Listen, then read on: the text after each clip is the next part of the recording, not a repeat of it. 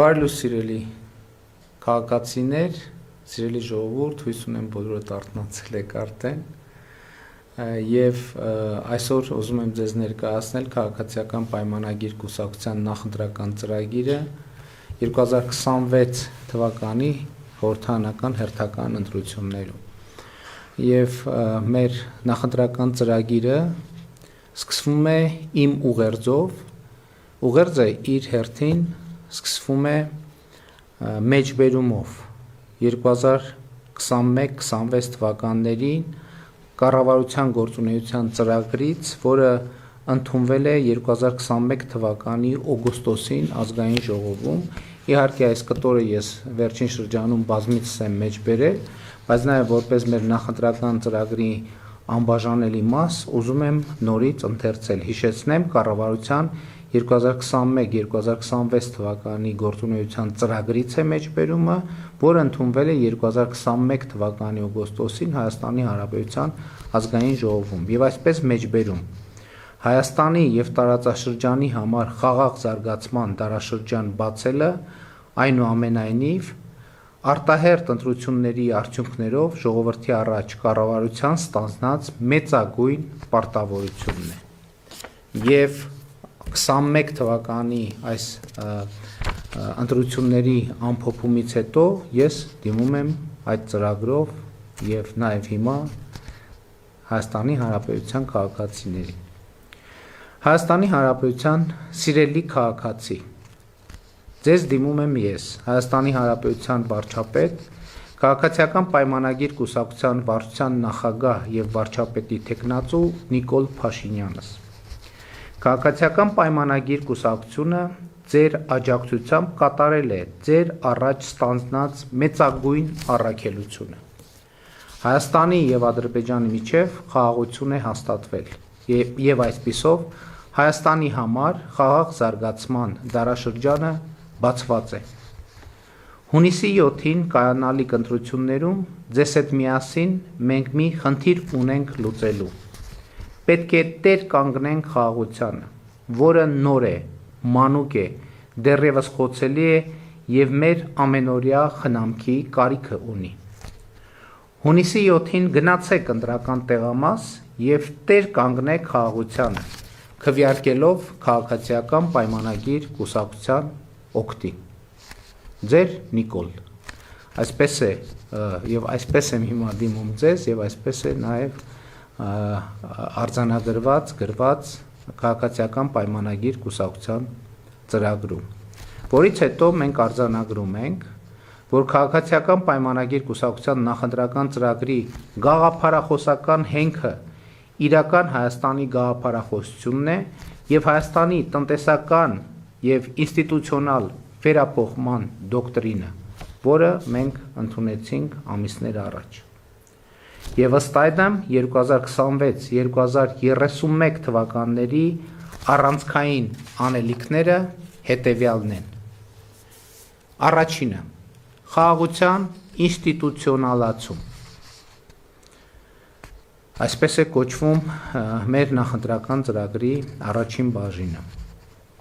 Հայաստանի եւ Ադրբեջանի միջև խաղաղության ինստիտուցիոնալացումը մեկնարկել է դեռևս 2024 թվականին Հայաստանի Հանրապետության Տավուշի մարզի հատվածում պետական սահմանի սահմանազատման եւ սահմանագծման գործընթացով, ապա եւ Հայաստանի ու Ադրբեջանի սահմանազատման հանձնաժողովների համատեղ գործունեության կանոնակարգի ստորագրմամբ եւ վավերացմամբ ու շարունակվել է 2025 թվականի օգոստոսի 8-ին Հայաստանի Հանրապետության եւ Ադրբեջանի Հանրապետության միջև խաղաղության ու միջպետական հարաբերությունների հաստատման մասին համաձայնագրի նախաստորագրմամբ եւ Վաշինգտոնի հռչակագրով խաղաղության ու տրանսպորտային ենթակառուցվածքների ապաշրջափակման սկզբունքների հաստատմամբ։ Այսինքն մենք արձանագրում ենք, որ իրականում խաղաղության ինստիտուցիոնալացումը սկսված է, ելի ուզում եմ հիշեցնել, որ այն ունի նաեւ դե յուրե պարտադիր իրավական հիմք, խոսքը Հայաստանի եւ Ադրբեջանի սահմանազատման պետական հանձնաժողովների համատեղ գործունեության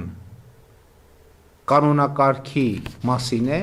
որը երկու երկրների փոխվարչապետերի կողմից ստորագրվել է, ապա երկու երկրներում անցել է վավերացման ընթացակարգ, դառնալով երկու երկրների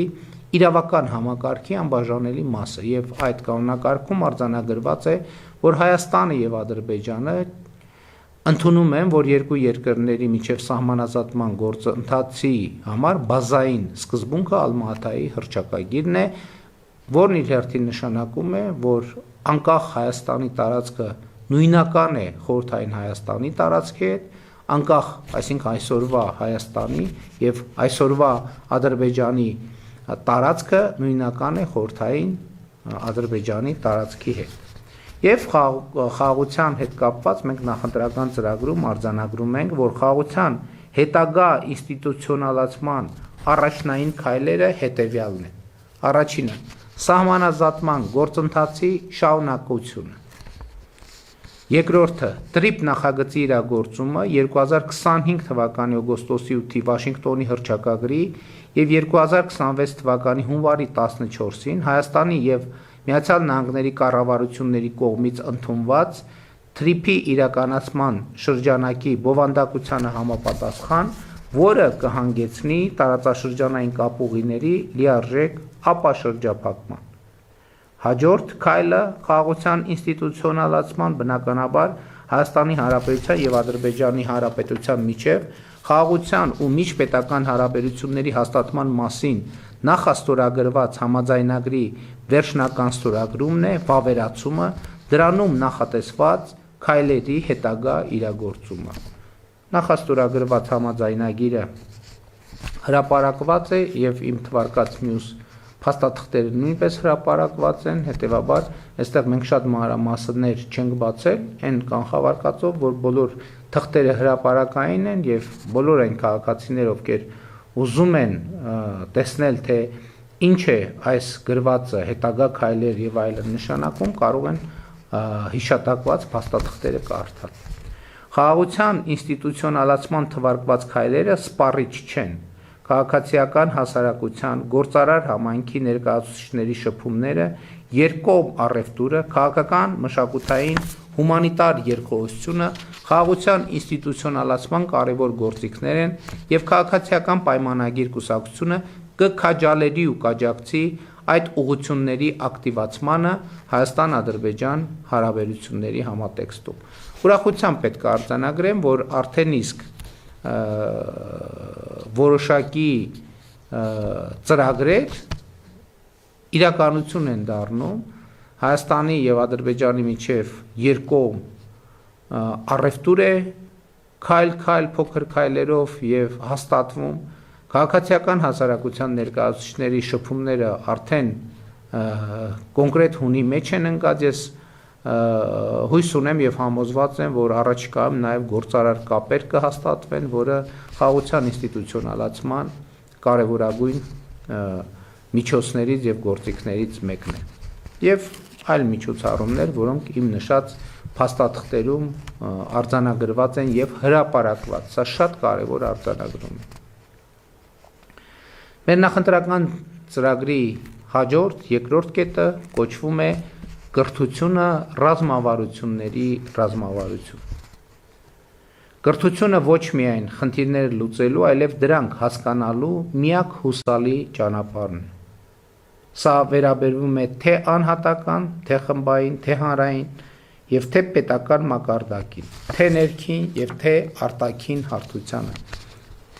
Հետևաբար կրթությունը պետության զարգացման ռազմավարության իրագործման առաջնային գործիքն է այն ընկալմամբ, որ ցկյանս գործընթաց է եւ վերաբերվում է նախադպրոցական կրթությանը, հանրակրթությանը, արտադպրոցական կրթությանը, մասնագիտական կրթությանը, բուհական, հետբուհական կրթությանը, ոչ ֆորմալ կրթությանը, մասնագիտական վերապատրաստմանը, մասնագիտական հմտությունների շարունակական զարգացմանը, վերամասնագիտացմանը, ինտելեկտուալ զարգացմանը, ինչպես նաև պետության ռազմավարական հաղորդակցությանը, այն իմաստով, որ քաղաքացի պետություն հարաբերությունները կրթական հարաբերություններ են, թե քաղաքացու, թե պետության համար։ Կրթության համակարգը ուսումնառուին պետք է ուսուցանի բարեկեցիկ եւ լիարժեք կյանքի երջանկության համար անհրաժեշտ հմտություններ։ Քաղաքացիական պայմանագիր կուսակցությունը կրթությունը հայտարարում է ռազմավարությունների ռազմավարություն։ Այս ռազմավարության իրագործման առաջնային քայլերն են։ Մինչ առաջնային քայլերը նշելը, ես ուզում եմ մեկնաբանություն անել մի այսպիսի բանաձև, որը ես ինքս էլ կիրառում եմ եւ կարծում եմ, որ դա լավ եւ ճիշտ բանաձև է։ Իսկ այդ բանաձևը հնչում է հետեւյալ կերպ։ Եթե մեր մոտ ինչ որ բան չի ստացվում, առաջին քայլը, որ մենք պետք է անենք, վերադառնալն է մեր կրթությանը։ Ես չեմ ասում, որ մենք պետք է գնանք նորից դպրոց կամ մանկապարտեզ եւ նորից սկսենք։ Ոչ, մենք պետք է մեր գիտելիքին, մեր կրթական խնդրին անդրադառնանք, որովհետեւ ցանկացած հարցում, կենցաղային, սոցիալական, եթե մեր աշխատանքը մեզ չի բերում բավարար արդյունք, ուրեմն մենք առաջին գործը, որ պետք է անենք, հետևյալն է, մենք մեզ հարց պետք է տանք, իսկ ինչն է, որ ես չգիտեմ։ Ընդ որում այս հարցը վիրավորական չի ոչ մեկի համար, որովհետև մարդկության պատմության մեջ երբեք չի եղել որևէ մեկը, որ ամեն ինչ գիտի։ Չի եղել ուղղակի ու չի էլ լինելու։ Եվ խնդիրն այն է, թե մենք ինչ հարց ենք ուզում լուծել։ Եվ եթե այդ հարցի լուծումը մեզ մոտ չի ստացվում, ուրեմն մենք առաջին արձագանքը հետևյալը պետք է լինի, որ ուրեմն մենք ինչ որ բան չգիտենք։ Հետևաբար մենք պետք է այդ հարցի լուծման համար նախ գնանք եւ լրացնենք մեր չիմացածը, ապա այդ կետից վերադառնանք այն հարցի լուծմանը, որը ուզում ենք լուծել։ Իսկ պետական քաղաքականության առումով կրթության ոլորտում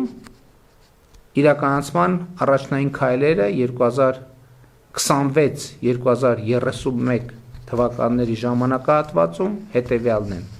Նախադպրոցական կրթության ոլորտում 100 մանկապարտեզների եւ նախակրթարանների կառուցումը, վերակառուցումը, հիմնանորոգումը։ Դուք գիտեք, որ 2026 թվականի արդյունքներով մենք կավարտենք 500 մանկապարտեզների կառուցումը, վերակառուցումը, հիմնանորոգումը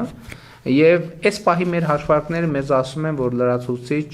առաջիկա շրջանում եւս 100 մանկապարտեզի կառուցման անհրաժեշտություն կլինի այն տրամաբանությամբ, որ մենք մտադիր ենք նաեւ խթանող ծրագրեր իրականացնել մասնավոր հատվածում, մասնավոր մանկապարտեզների զարգացման համար։ Բայց 100-ը պայմանական թիվ է։ Եթե ընթացս կպարզվի, որ պետք է 150-200, հիմա արդեն մենք վստահ ենք, որ այդ կարողությունները ունենք եւ այս թիվը համապատասխանաբար կլրացվի։ Հաջորդ կարևոր կետը նախադպրոցական կրթության ոլորտում 0-2 տարեկանների համար նախադպրոցական կրթության ապահովումը բոլոր խոշորացված համայնքներում։ Սա ըստ էության մսուրային ծառայության ընդլայնման մասին է խոսքը եւ մենք հաջորդ փուլում նախադպրոցական կրթության ոլորտում պետք է հաջորդ քայլը անենք եւ նաեւ 0-2 տարեկան երեխաների համար մանկապարտեզային ենթակառուցվածքներ պետք է ստեղծենք, ինչը հնարավորություն կտա մայրիկներին ավելի շուտ վերադառնալ աշխատանքի եւ նաեւ երեխաների կրթության գործընթացը մենք կսկսենք շատ ավելի վաղ։ Ես հասկանում եմ, որ մեզանում շատ արտասովոր է հնչում 0-2 տարեկան երեխաների արտադպրոցական կրթություն հասկացությունը, բայց մեր ընկալումն այն է, որ ծնված պահից երեխան ըստ էության իհարկե շատ, այսպես ասած, բջջային մակարդակով, բայց միևնույն է կրթական process է անցնում եւ մենք պետքա մեր երեխաներին հնարավորինս աջակցենք եւ այդ process-ի համար հնարավորինս լավ պայմաններ ստեղծենք։ Հաջորդ կետը առնվազն 1 տարվա պարտադիր նախադպրոցական կրթության ապահովումը բոլոր 5 տարեկան երեխաների համար։ Այսինքն մեր ընկալումն այն է, որ երեխաները բուն դպրոց հաճախելուց առաջ պետք է ավելի ինտենսիվ ծրագրով նախապատրաստվեն դպրոցական կրթությանը։ Հաջորդ կետը նախադպրոցական կրթության չափորոշիչի պարբերական թարմացման ինստիտուցիոնալ մեխանիզմի եւ կրթության որակի վերահսկողության արտաքին գնահատման համակարգի ներդրումը։ Սա էլ շատ կարևոր կետ է, որովհետեւ ընդհանրապես կրթական ծրագրերը պետք է թարմացվեն առաջինը, որովհետեւ ժամանակը փոխվում է, ժամանակի հետ գիտելիքը եւ գիտելիքի պահանջարկն է ձևափոխվում, իհարկե հենված լինելով մեծ մասամբ նույն հիմքի վրա, եւ մենք պետք է համոզված լինենք, որ մեր երեխաներին հաղորդում ենք մրցունակ գիտելիք եւ այդ մրցունակությունը ապահովելու համար մենք պետք է պարբերաբար մեր չափորոշիչները թարմացնենք, բայց կա նաեւ ուրիշ խնդիր։ Տեսեք, շատ կարեւոր է, որ մեր երեխաների հետ աշխատող մասնագետները կլինի դաստիարակ, կլինի ուսուցիչ, մարզիչ եւ այլն։ Այսինքն ուսուցիչ դաստիարակ դա հաստիկ է աշխատանքի տրամաբանությամբ, բայց մյուս կողմից մենք պետք է վստահ լինենք, որ մեր երեխաների հետ աշխատող մասնագետները համապատասխանում են այն նվազագույն որակական չափանիշներին, որը մենք որպես պետություն սահմանում ենք, որովհետեւ հաստիկը ուրիշ բան է, կոչումը ուրիշ բան, մասնագիտական պրոֆեսիոնալիզմը ուրիշ բան, եւ մենք պետք է ամեն ինչ անենք, որ հաստիկի, կոչման եւ պրոֆեսիոնալիզմի միջև լինի համապատասխանության մի նվազագույն չափաբաժին, որը անձեռնմխելի է։ Եվ սա վերաբերվում է ըստ էության կրթության համակարգում աշխատող բոլոր ոլորտի մասնագետներին, հետագայում այս հանգամանքի մասին մանրամասն կխոսենք։ Եվ հաջորդը, որ էլի կապված է այս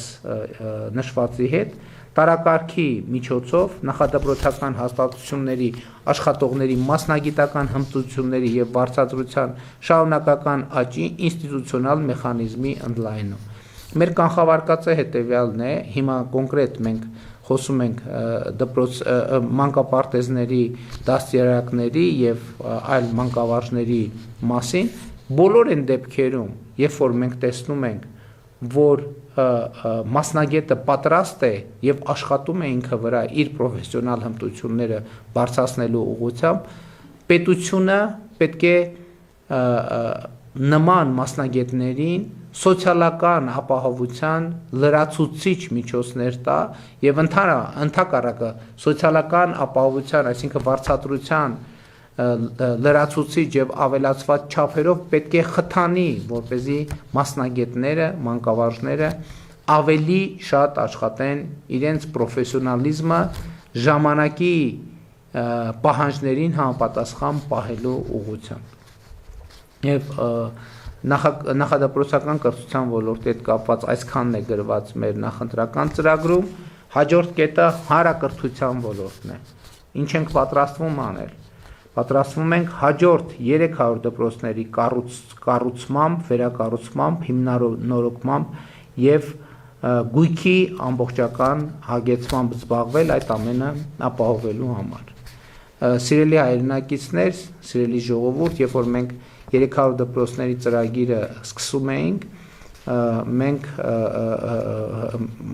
եւ սկսեցինք իրականացնել, մենք առերեսվեցինք մի իրականության հետ, որ Հայաստանի Հանրապետությունում գործնականում չկա դպրոց, որը չունի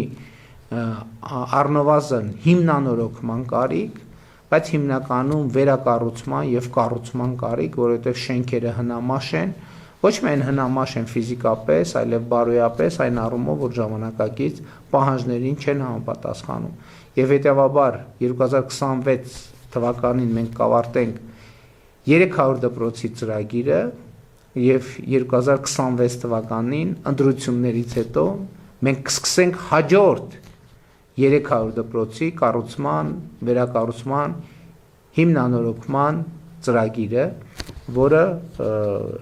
որի ռազմավարական նշանակությունը ուրախությամբ արձանագրում եմ, որ Հայաստանում այլևս լայնորեն ընդունված եւ ճանաչված է։ Հաջորդ կետը ուսուցիչների կամավոր ատեստավորման առաջին փուլը հաղթահարած ուսուցիչների համար Կամավոր ատեստավորման երկրորդ փուլի իրականացումը դրույքաչափը սահմանելով 300,000 դրամ համապատասխանաբար 30, 40, 50% հավելավճարներով։ Այսինքն մենք հիմա հաջորդ փուլում, ինչպես եւ նախկինում խոստացել էի, կանենք հետեւյալը. բոլոր այն ուսուցիչները, ովքեր անցել են կամավոր ատեստավորման առաջին փուլը, իրենց կամավոր ատեստավորման առաջին փուլի 5 տարին լրանալուն պես հաջորդ կամավոր ատեստավորումը անցնելու հնարավորություն կունենան եւ եթե նախկինում հիմա այսինքն ուսուցիչների ատեստավորված ուսուցիչների դրույքաչափը 200,000 դրամ էր եւ այդ բազայի վրա էր արդեն տեղի ունենում ատեստավորման միավորների հավելումը, հաջորդ փուլում արդեն կլինի 300,000 դրամ եւ արդեն հավելումները կլինեն 300,000 դրամի տեսակարար տոկոսներին համապատասխան, այսինքն 30, 40 կամ 50%-ով։ Հաջորդը ուսուցիչների համար համալիր երաշխիքներ սահմանոր, այդ թվում բնակարանային ապահովման հարցում աջակցության ծրագիր նախատեսող ուսուցչի կարգավիճակի մասին օրենքի ընդունում։ Մենք նման օրենք կընդունենք, որտեղ մենք կնախատեսենք նաև, որ պետությունը հատուկ ծրագիր պետք է իրականացնի ուսուցիչների բնակարանային ապահովումը իրագործելու համար։ Ըստ էության մենք արդեն մասամբ սկսել ենք որոշակի գյուղական դպրոցների հետ կապված, բայց մենք այս ծրագիրը փուլ կընդլայնենք ամբողջ հանրապետությունով, այն իմաստով, որ նաև բոլոր բնակավայրերում աշխատող մեր սիրելի ուսուցիչները նաև բնակարան ձեռք բերելու հարցում լրացուցիչ աջակցության հնարավորություն կունենան։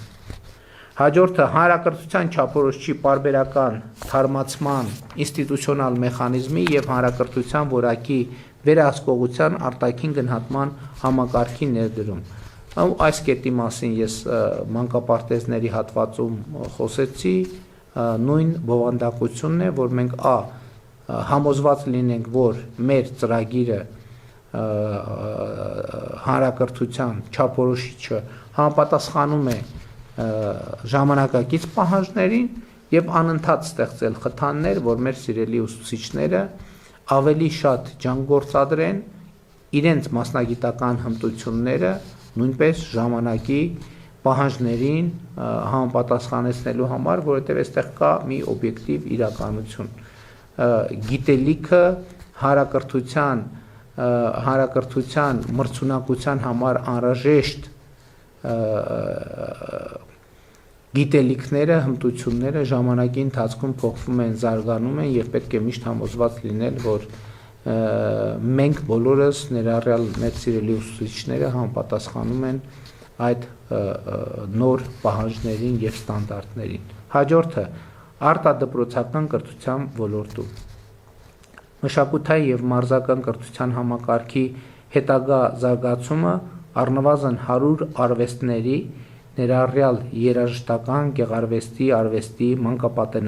մանկապատանեկան ստեղծագործության կենտրոնների, դպրոցների, այսինքն արվեստի երաժշտական դպրոցների, մարզադպրոցների, մարզական կենտրոնների կառուցման, վերակառուցման կամ հիմնանորոգման եւ գույքով հագեցման ծրագիրը։ Հիմա ինչի մասին է այս ծրագիրը։ Իհարկե մենք 300 դպրոցների գործող եւ նոր ծրագրերով ապահովում ենք նաեւ որոշակի մշակութային, մարզական ենթակառուցվածքներ, որոնք հասանելի պետք է լինեն ընդհանրապես համայնքներին, դա միայն դպրոցի համար չէ, բայց մյուս կողմից մենք ուսումնասիրում ենք եւ կրթական ենթակառուցվածքը ընդլայնելու խնդիր ենք տեսնում։ Որն է այդ խնդիրը։ Մեզ պետք են երաժշտական դպրոցներ, մեզ պետք են արվեստի դպրոցներ, մեզ պետք են մարզադպրոցներ եւ մենք այս ուղղությամբ կաշխատենք, ինչ նկատի ունեմ, որովհետեւ մեր հույսը այն է, որ եւ երաժշտական դպրոցների եւ արվեստների դպրոցների եւ մարզադպրոցների պահանջարկը այնքան կմեծանա երեխաների շրջանում, որ դպրոցական ենթակառուցվածքները, որը մենք կառուցում ենք, արդեն բավարար չեն լինի եւ մեզ անհրաժեշտ կլինի լրացուցիչ դպրոցներ, ընդ որում նկատի ունենալով այն երեխաներին, ովքեր այս ուղղություններով ուզում են հետագայում պրոֆեսիոնալ գործունեություն ծավալել։ Պարզա չէ, երեխան, ասենք, դպրոցում զբաղվում է ծրագրի շրջանակներում ֆիզկուլտուրա բնականաբար կա։ Մենք բոլոր դպրոցները ապահովում ենք սպորտային դահլիճով, բացօթյա խաղահրապարակներով, մարզական ենթակառուցվածքներով եւ գույքով։ Բայց մեր մտածածը այն է, որ դպրոցում պետք է Երևան այն երեխաները, ովքեր օրինակ սպորտի հետ կապված արտառոց տաղանդ են ցուցաբերում եւ նրանց այդ տաղանդը պետքա զարգանա մարզադպրոցներում, որտեղ ավելի պրոֆեսիոնալ պարապմունքներ իրենք իրականացնեն։ Նույնը վերաբերվում է արվեստին, նույնը վերաբերվում է երաժշտական դպրոցներին։ Մի այսպիսի հանգամանք կա, այստեղ գրված է ուրեմն մարզական կենտրոնների մասին, այստեղ մենք արդեն սկսել ենք մասնավորի հետ համագործակցություն ենք իրականացնում եւ մասնավորի հետ կառավարությունը կսկսի հիմնադրել խոշորացված համայնքներում մարզական կենտրոններ, ֆիթնես կենտրոններ կամ ջիմեր, ինչպես ընդունված է ասել, երկու նպատակադրմամբ։ Առաջինը, որ այն հասանելի լինի վճարովի սկզբունքներով մեծահասակներին, որովհետև նաև մեծահասակները, չափահասները իրենց առողջությամբ զբաղվելու եւ ժամանցի լրացուցիչ տեղ ունենալու հնարավորություն ունենան, բայց նաև մենք կֆինանսավորենք երեխաների այցելությունները նման կենտրոններ, որպեսզի նաև մասնավոր հատվածում լինեն մասնավոր պետական, որովհետև շենքերը ըստ էության կառուցվելու է հիմնականում պետության ֆինանսավորման, բայց արդեն ընթացիկ կառավարումը պետք է իրականացնի մասնավորը մեծահասակներին ծառայություն առաջարկելու եւ նաեւ երեխաներին, դպրոցականներին սպորտային խմբակներ այցելելու լրացուցիչ հնարավորություն տալու համար, որը արդեն կֆինանսավորի կառավարությունը, այդ փորձը մենք արդեն ունենք եւ կարծում ենք հաջող է ստացվում, այսինքն մեր նպատակադրումն է բոլոր խոշորացված համայնքներում ունենալ ֆիթնես կենտրոններ, ջիմեր, որտեղ այցելության հնարավորություն կունենան վճարովի հիմունքներով մեծահասակները եւ դպրոցականները որոշակի պայմաններում նաեւ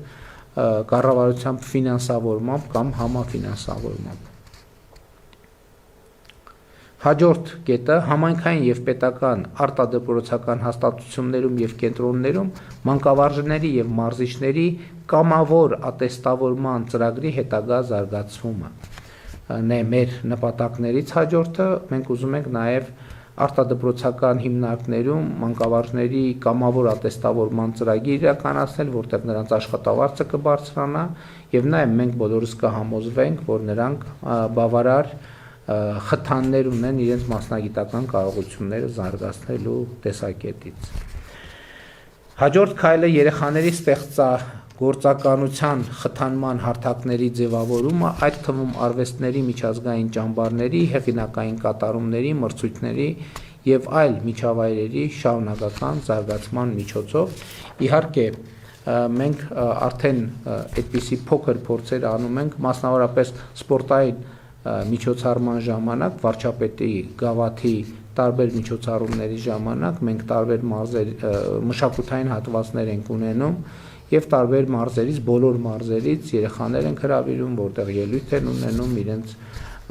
տաղանդը ցույց տալու եւ զարգացնելու հնարավորություն են ունենում, բայց այս process-ը արդեն ավելի կենտրոն իմիջայլոց այո նաեւ մենք ջերմուկում իրականացնում ենք հեղինակային երգի փառատոնը երեխաների, դպրոցականների եւ երիտասարդների շրջանում եւ այդ փորձը մեզ դուր է գալիս, մենք ուզում ենք դա զարգացնել, որպեսզի ստեղծագործականությունը մեզանում ավելի զարգանա երեխաների եւ երիտասարդների շրջանում։ Հաջորդ կետը վերաբերվում է մասնագիտական կրթության և ուսուցման ոլորտին, որտեղ ծրագրերը հետևյալն են.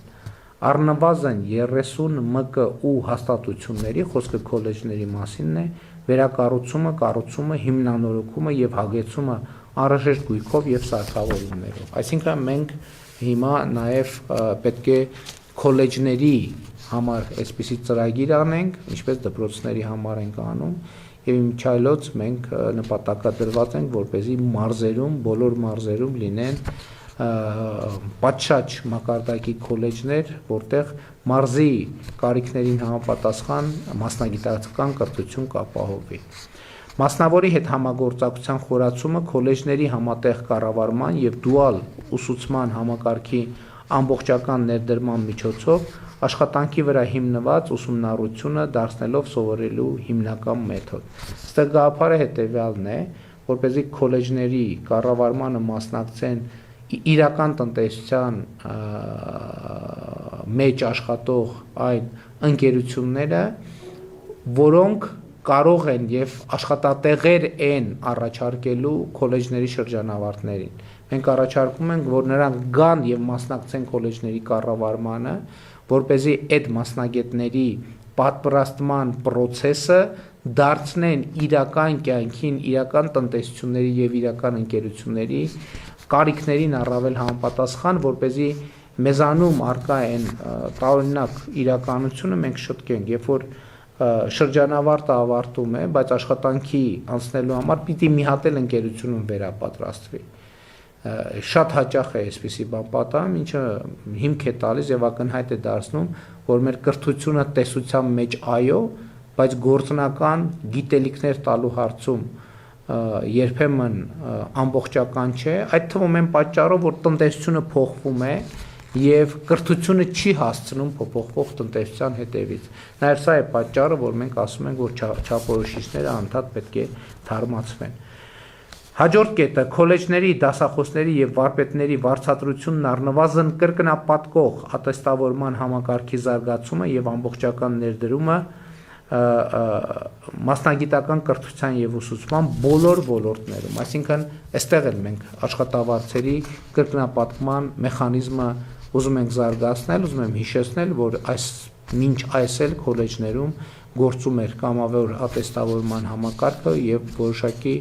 չափանիշներով և տրամաբանությամբ, և մենք որոշակի արդյունքներ արդեն ունենք։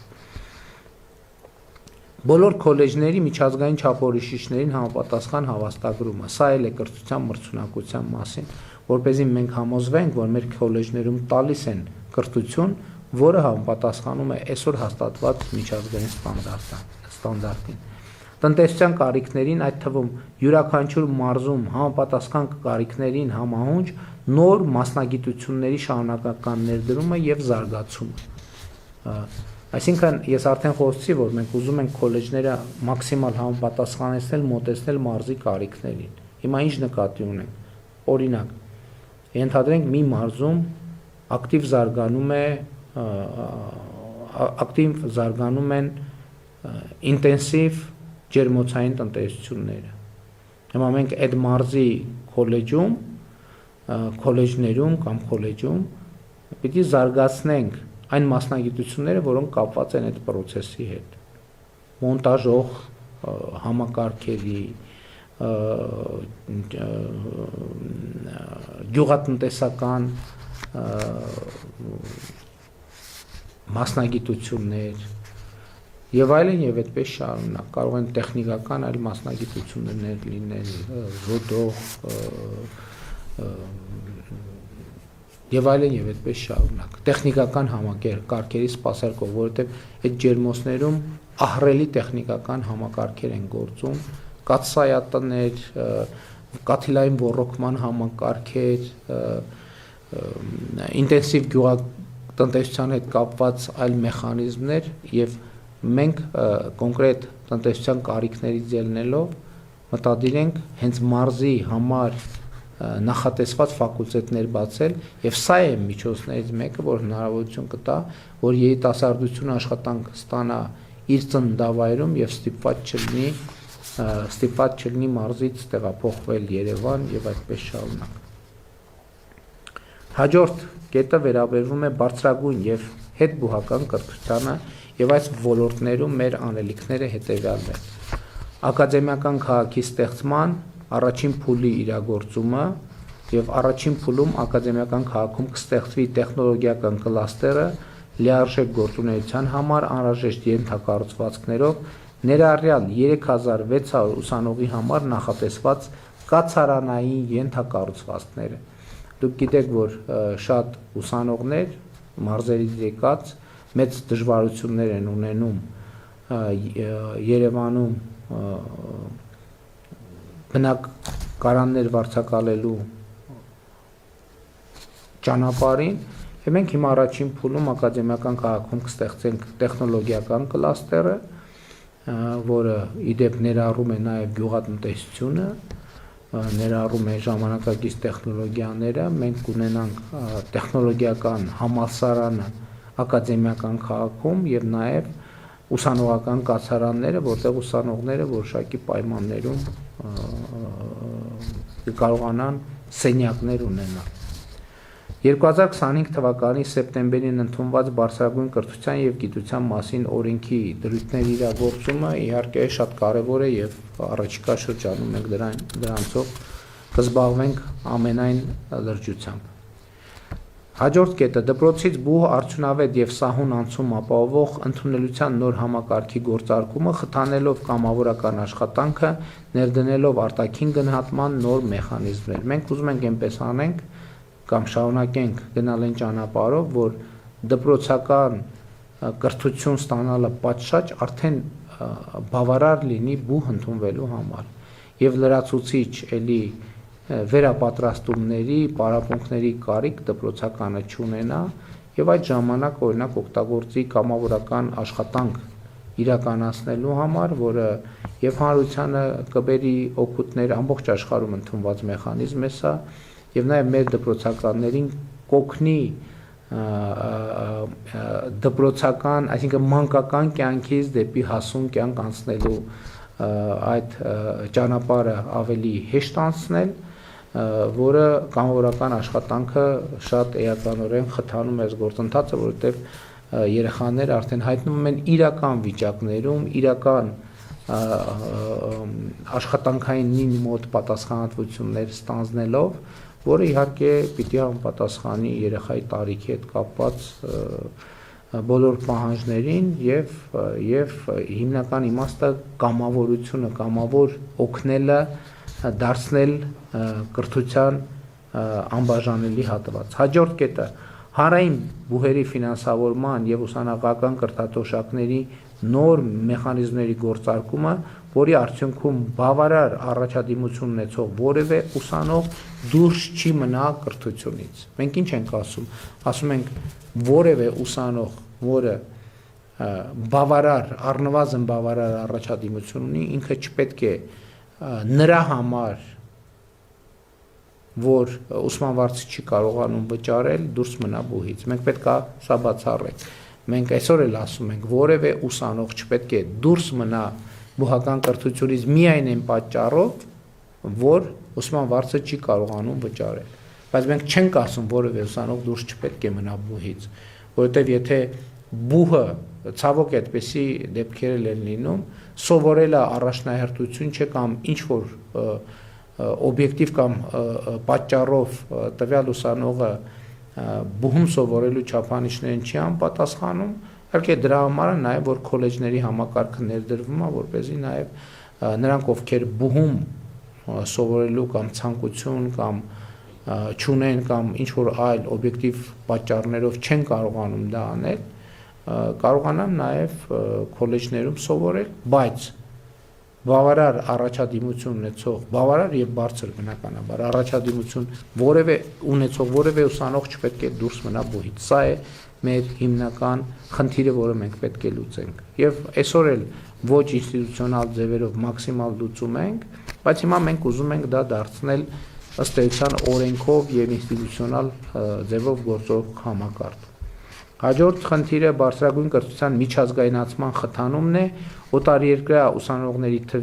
թիվը հասցնելով առնվազն 15,000-ի եւ ապահովելով հայաստանյան բուհերի շարունակական առաջխաղացումը միջազգային վարկանիշային համակարգերում։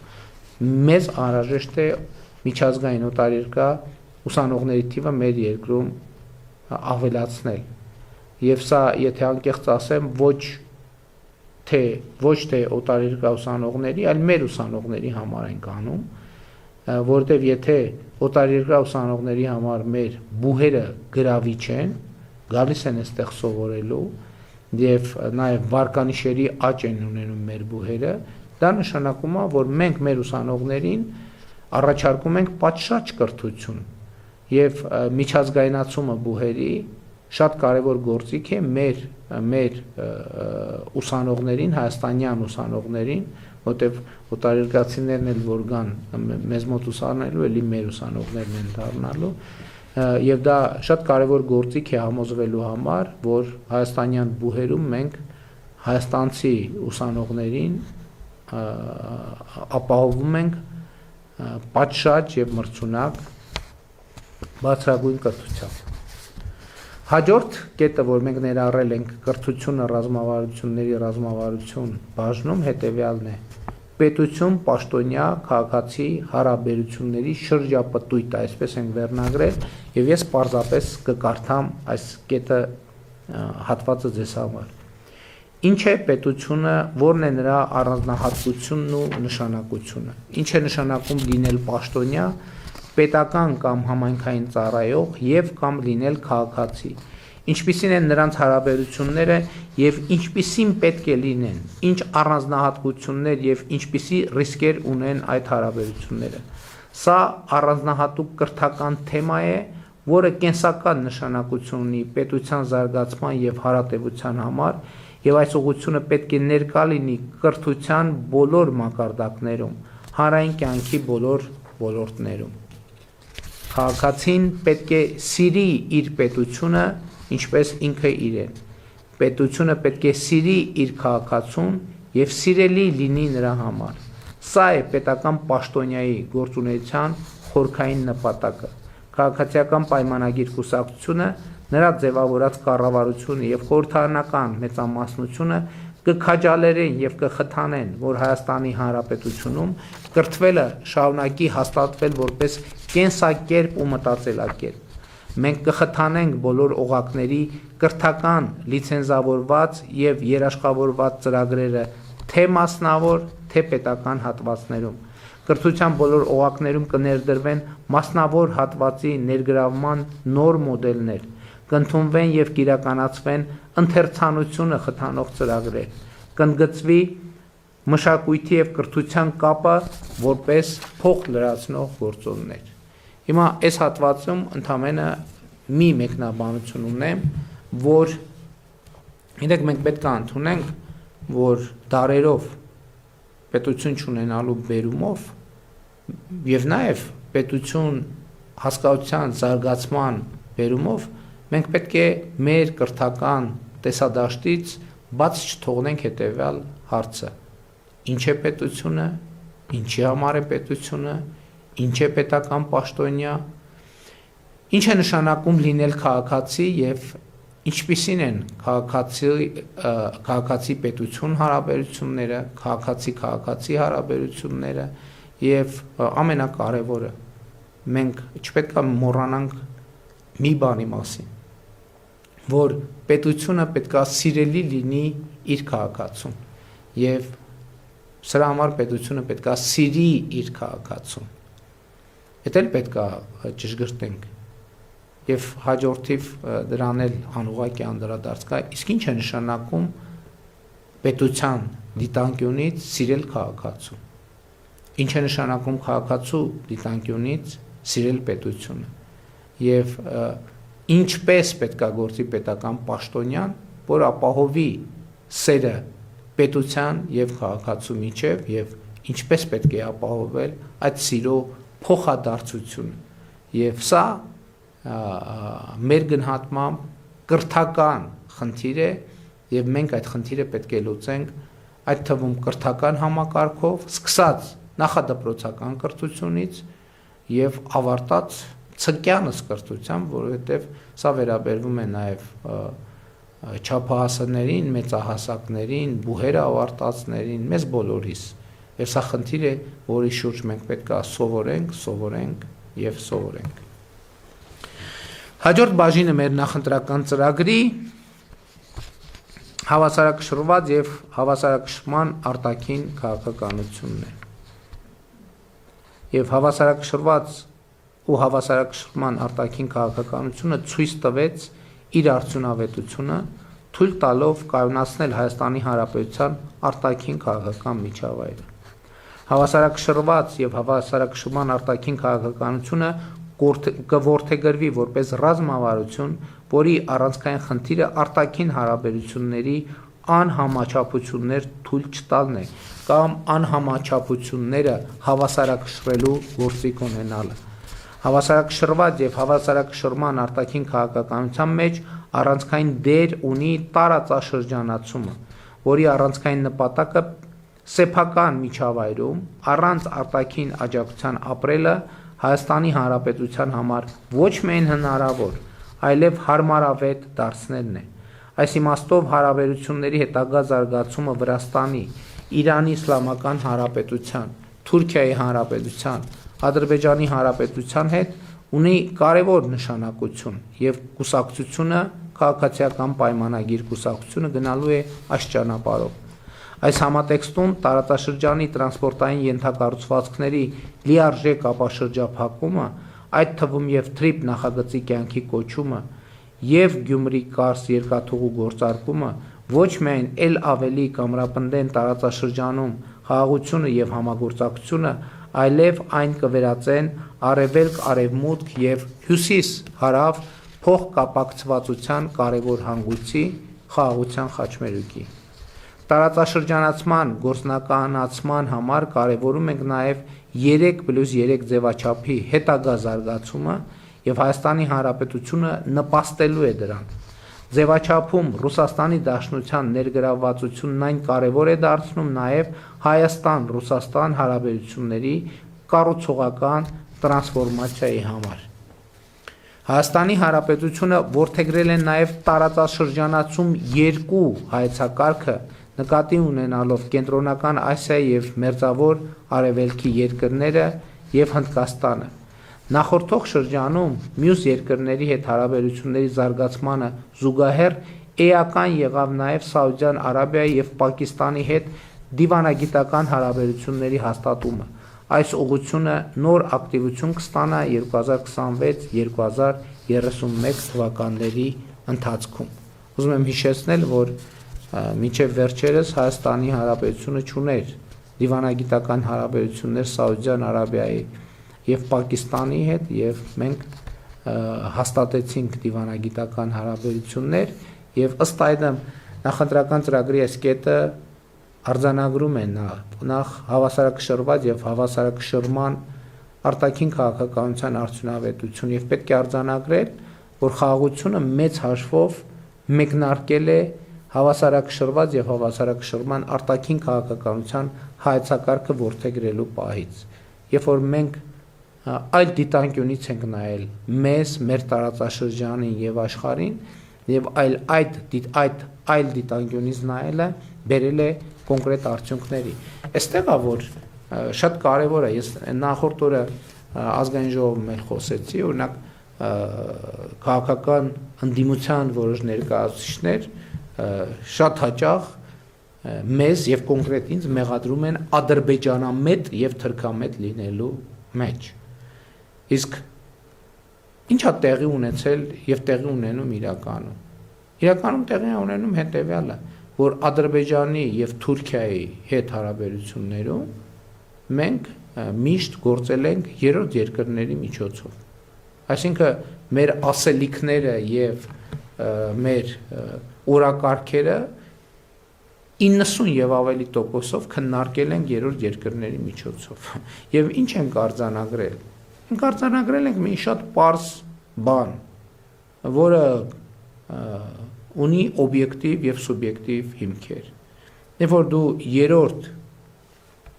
անձի միջոցով ես շփվում որևէ մեկի հետ, դու չես կարող երբեք համոզված լինել, որ քո ուղերձները երրորդ անձը հասցեատիրոջը ճիշտ է փոխանցում եւ նրա ուղերձները փոխանցելիս նույնպես ճշգրիտ է գործում, որովհետեւ երրորդ անձը կարող է ունենալ իր պատկերացումները, իր շահերը, իր ընկալումները եւ մենք երբեք չգիտենք, որոնք են երրորդ անձի եւ երրորդ անձանց շահագրգռությունները եւ միջայլոց սա է եղել նաեւ պատճառը, որ երկար տարիներ տասնամյակներով մեր տարածաշրջանում խաղաղություն չի հաստատվել եւ մենք փոխել ենք մեր դիրքորոշումը մենք ասել ենք եթե մենք Թուրքիայի եւ Ադրբեջանի հետ խոսելու բան ունենք իսկ մենք ունենք ակնհայտորեն ինչու չպիտի խոսենք որովհետեւ սա է միակ երաշխիքը որ մենք վստահ կլինենք որ մեր ուղերձը ճիշտ է հասել տեղ եւ վստահ կլինենք որ պատասխանը ճիշտ ենք ճիշտ պատասխան ենք ստանում այսինքն ճշգրիտ լավ վատ է երկրորդ հարցն է բայց որ հաղորդակցության մեջ դեֆորմացիաներ չլինեն ես ձեզ ուզում եմ հավաստիացնել որ դեֆորմացիաները միշտ են լինում երբ որ հաղորդակցությունը երրորդ անձանց միջոցով է ընդ որում երբեմն կամա դիտավորյալ երբեմն էլ ակամա որովհետև կան նյուանսներ նրբություններ այդ թվում տարածաշրջանի վերաբերվող մենթալիտետային ընկալումային որ հերավոր երկրները կարող են այդ նյուանսները չարձանագրել իսկ այս իրավիճակներում երբ որ տասնամյակների եւ երբեմն նույնիսկ դարավոր կոնֆլիկտներ կան ամեն նրբությունը կարող է լինել էական եւ մենք խաղաղության հասել ենք հենց այս հանգամանքը հասկանալով եւ գլխի ընկնելով որ միշտ չի որ երրորդ անձի միջոցով փոխանցված ուղերձը փոխանցվում է այնպես ինչպես ուղերձի հեղինակը դա կուզենար կամ նկատի ունի կամ ձևակերպել է ընդ որում երկու ուղղություններով եւ ահա մեր այս գործելակերպի փոփոխությունն է որ ոմանց հիմք է տալիս կամ իրենք դա օգտագործում են մեզ կամ ինձ մեղադրելու թրքամետության կամ ադրբեջանամետության մեջ իսկ հարցը տևյալն է որովհետեւ նրանք գործելակերպը մեր տասնամյակներով եղել է դա Թուրքիային բան ունենք ասելու իսկ որ դե զանգենք որ մայրաքաղաք զարգենք որ մեր ասելիքը հասնեն Թուրքիային կամ Ադրբեջանին մենք նախընտրել ենք նախընտրում ենք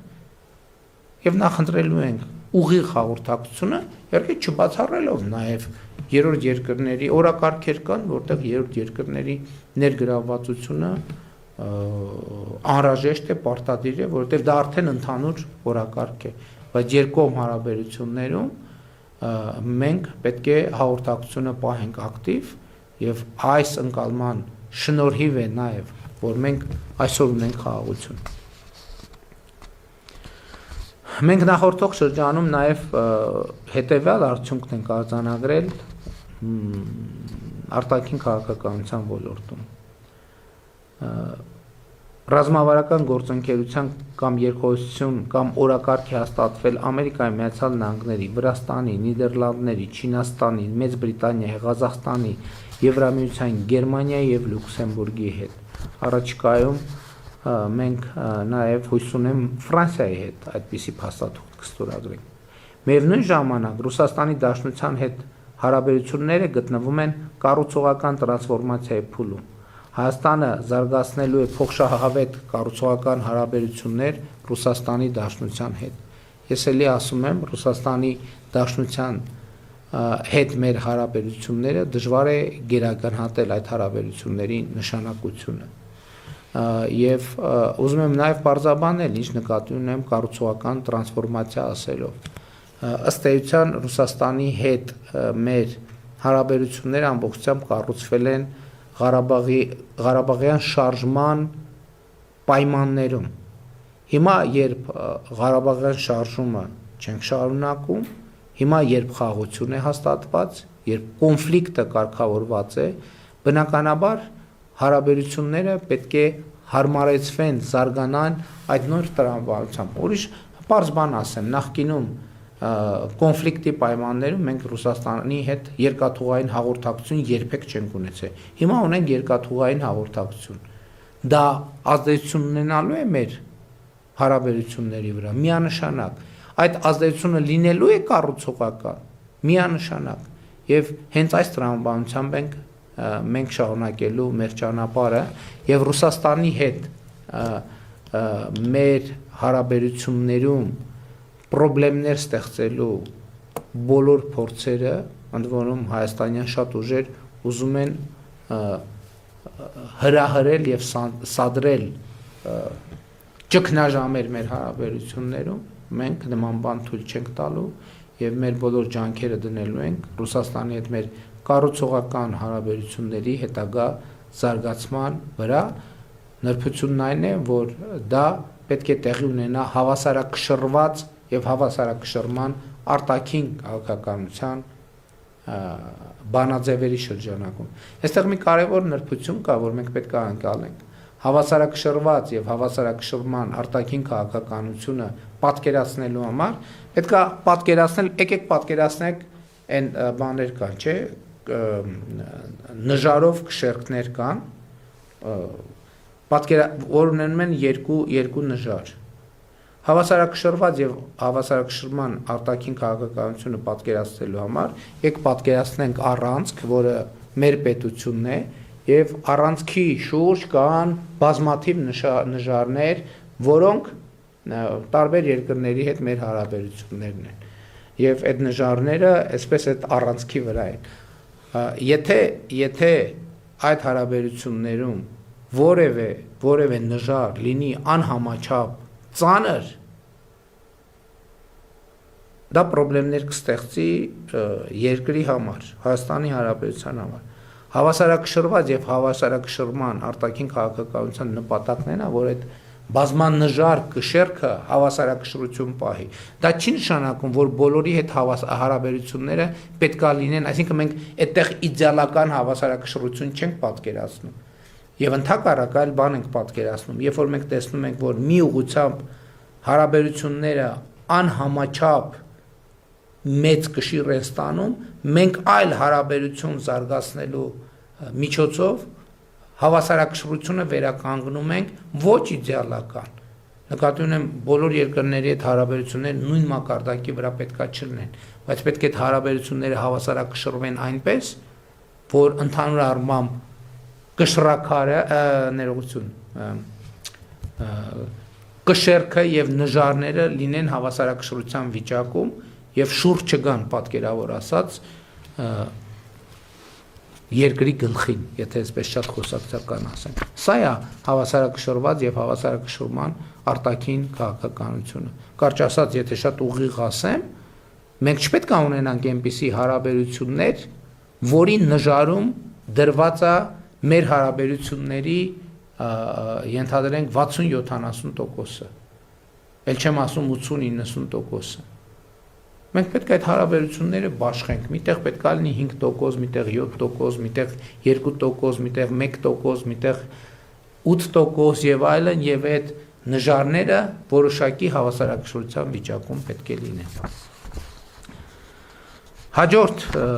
ենթավերնագիրը մեր նախընտրական ծրագրի Հայաստանի Հանրապետություն Եվրոպական միություն հարաբերությունների մասին է։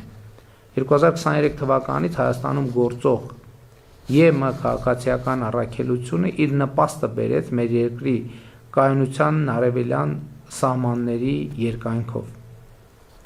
2024 թվականին ընդունվել եւ կենսագործվում է Հայաստանին աջակցող ԵՄ դիմակայունություն եւ աճ ծրագիրը։ ԵՄ անդամ պետությունները կոնսենսուսային որոշմամբ Հայաստանին աջակցություն տրամադրեցին եվրոպական խաղաղության գործիքի ներքո։ 2025 թվականին ընդունվեց Եվրոպական միությանը Հայաստանի Հանրապետության անդամակցելու գործընթացի մեկնարկի մասին օրենքը։ Մեկնարկեց Հայաստան Եվրամիություն մուտքի արտոնագրերի ազատականացման երկխոսությունը, Հայաստանին փոխանցվեց այդ ուղղությամբ գործողությունների ծրագիրը։ Մեկնարկեցին Հայաստան Եվրոպական միություն անվտանգության եւ պաշտպանության վերաբերյալ խորհրդակցությունները։ Նույն թվականին ստորագրվեց Հայաստան-ԵՄ գործընկերության ռազմավարական օրակարգը։ 2018 թվականից ուժի մեջ է Հայաստան-Եվրոպական միություն համապարփակ եւ ընդլայնված գործընկերության համաձայնագիրը։ Հայաստանի Հանրապետությունը շարունակելու է Եվրոպական միությանն անդամագրվելու չափանիշներին համապատասխանելու համար անհրաժեշտ բարեփոխումների իրականացումը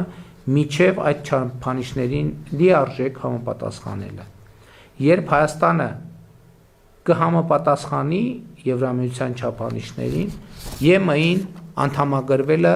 կդառնա քաղաքական որոշման հարց եւ կախված կլինի նրանից, թե արդյոք Եվրամիությունը պատրաստ է ընդունել Հայաստանին։ Եթե այո, Հայաստանի Հանրապետությունը կդիմի Եվրոպական միության լիարժեք անդամ դառնալու համար։ Եթե ոչ, վերը նշված բարեփոխումների իրականացումը ռազմավարական ձեռքբերում կլինի Հայաստանի Հանրապետության համար, որովհետև Հայաստանի Հանրապետությունը դարձած կլինի եվրոպական չափանիշներին լիարժեք համապատասխանող երկիր։ Սա մի խոսույթ է, որի վերաբերյալ բազմիցս խոսել ենք եւ ես ավելի մանրամասն չեմ անդրադառնա, որովհետև ըստ էության տեքստի մեջ ամեն ինչ ասվեց եւ մենք բազմիցս դրա մասին խոսել ենք, թե ինչ նպատակներ ենք հետապնդում Եվրոպական միության հետ կապված մեր օրակարգերում։ Հաջորդ կետը վերաբերվում է Հայաստանի Հանրապետություն Եվրասիական տնտեսական միություն հարաբերություններին։ Եվ մենք արձանագրում ենք, որ հնարավոր չէ միաժամանակ լինել թե Եվրասիական տնտեսական միության անդամ, թե Եվրոպական միության անդամ։ Բայց քանի դեռ Եվրոպական միության հետ մոտարկման ԵՄ անդամակցության չափանիշներին համապատասխանելուն ուղղված բարեփոխումները համատեղելի են, այսինքն ԵՄ-ի եւ Եվրասիական տնտեսական միության հետ մեր հարաբերությունների զարգացման օրակարգերը քանի դեռ համատեղելի են, Հայաստանի Հանրապետությունը կշարունակի մնալ ԵԱՏՄ անդամ եւ կզարգացնի առևտրատնտեսական հարաբերությունները նրա անդամ երկրների հետ։ Այս էլ է խոսույթ, որի մասին բազմիցս խոսել ենք։ Մենք գիտենք, որ համատեղելի չէ ԵԱՏՄ եւ Եվրոպական միությունը, բայց քանի դեռ մեր օրակարգերը համատեղելի են, մենք ընտրություն չենք կատարի։ Երբ որ կգա այն կետը, երբ որ պետք կլինի ընտրել, իսկ որ համատեղելիության մի տարածք կա, ակնհայտ է։ Եվ երբ որ կգա այն կետը, երբ որ համատեղելիության տարածք չլինի, այդ ժամանակ Հայաստանի Հանրապետությունը ժողովուրդը բնականաբար հանրաքվեով կկայացնի որոշում, կամ եթե որոշման մասշտաբները այլ լինեն, այլ իրավական ընթացակարգերով Հայաստանի Հանրապետությունը կկայացնի որոշում։ Քանի դեռ այս կետին չենք հասել, որևէ կամ որոշում կայացնելու անհրաժեշտություն չկա։ Բազմակողմ այլ ձևաչափերի մասին մեր ասելիքը հետևյալն է։ Բազմակողմ ձևաչափերում Հայաստանի Հանրապետության ներգրավվածությունը կարևոր է հավասարակշռված եւ հավասարակշռման արտաքին քաղաքականությունը առավել արդյունավետ դարձնելու համար։ ՄԱԿ-ում եւ նրա մասնագիտացված առանձին մարմիններում, ԵԽ-ում, ԵԱՀԿ-ում, ԱՊՀ-ում, ֆրանկոֆոնիայի միջազգային կազմակերպությունում, եվրոպական քաղաքական համայնքում Հայաստանի Հանրապետությունը կշարունակի մնալ ակտիվ անդամ։ Հայաստանի Հանրապետությունը դարձավ նաև ԱՄՆ նախագահ Դոնալդ Տրամփի նախաձեռնած Խաղաղության խորհրդի անդամ եւ կշարունակի աշխատանքները այդ ձևաչափում։ 2026 թվականի հոկտեմբերից Հայաստանի Հանրապետությունը ստանձնելու է ՄԱԿ կենսաբազմազանության մասին կոնվենցիայի կողմերի 17-րդ COP17 համաժողովի նախագահությունը շուրջ 2 տարի հանդիսանալով շրջակա միջավայրի պահպանությանն ուղղված գլոբալ որոշումների ընդունման կենտրոնական դերակատարում ունեցող երկիր, ինչը Հայաստանին բերելու է եւ բնապահպանական եւ միջազգային մակարդակում լավագույնս դիրքավորվելու մեծ հնարավորություններ։ Գիտեք, որ այս տարի մեծ երկու խոշոր միջազգային միջոցառում է նախատեսված մեր երկրում։ Առաջինը Եվրոպական քաղաքական համայնքի գագաթաժողովն է, որ տեղի ունենալու մայիսի 4-ին, եւ երկրորդը COP17 կենսաբազմազանության COP17 համաժողովը, որը տեղի ունենալու հոկտեմբերին, երկուսն էլ մասշտաբային մեծ միջոցառումներ են։ Հայաստանի Հանրապետությունը հետաքրքրված է նաև Շանհայի համագործակցության կազմակերպության անդամակցությամբ։ Հավասարակշռված եւ հավասարակշռման արտաքին քաղաքականության համատեքստում Հայաստանը կդիտարկի բազմակողմ այլ ձևաչափերում իր մասնակցության կամ դրանց հետ համագործակցության հարցը։ Բայց հապկում Հայաստանի Հանրապետության անդամակցությունը, ինչպես գիտեք, սառեցված է եւ ակտիվությանը վերադառնալուն ուղղված քայլեր չեն ձեռնարկվում։ Եվ սա արձանագրված է մեր նախընտրական ծրագրում։ Եվ հաջորդ գլուխը քաղաքացիական պայմանագիր կուսակցության նախընտրական ծրագրի վերաբերվում է արտաքին անվտանգությանը։ Սա շատ կարևոր հատված է մեր նախընտրական ծրագրի, սիրելի ժողովուրդ, սիրելի քաղաքացիներ, եւ ես հատուկ ուշադրություն եմ հրավիրում այս հատվածի վրա, որովհետեւ այստեղ մենք արձանագրել ենք թե ինչ նկատի ունենք, երբ որ ասում ենք, որ բանակը արտաքին անվտանգության ապահովման առաջին գործոն լինելու պարագայում նշանակում է, որ արտաքին անվտանգություն գոյություն չունի։ Մենք բանակից առաջ անվտանգության լրացուցիչ գործոններ պիտի դնենք, որպեսզի մենք համարենք, որ ունենք իրական անվտանգություն։ Եվ հիմա հարցը հետևյալն է. բանակից առաջ ինչ գործոններ են, որ պետք է ապահովեն Հայաստանի Հանրապետության անվտանգությունը, արտաքին անվտանգությունը։ Եվ ուրեմն այդպիսի առաջին գործոնը մեր համոզմամբ միջազգային լեգիտիմությունն է, որը մենք համարում ենք առաջնային գործիք։ Միջազգային լեգիտիմությունը Հայաստանի Հանրապետության արտաքին անվտանգության ապահովման առաջնային գործիքն է։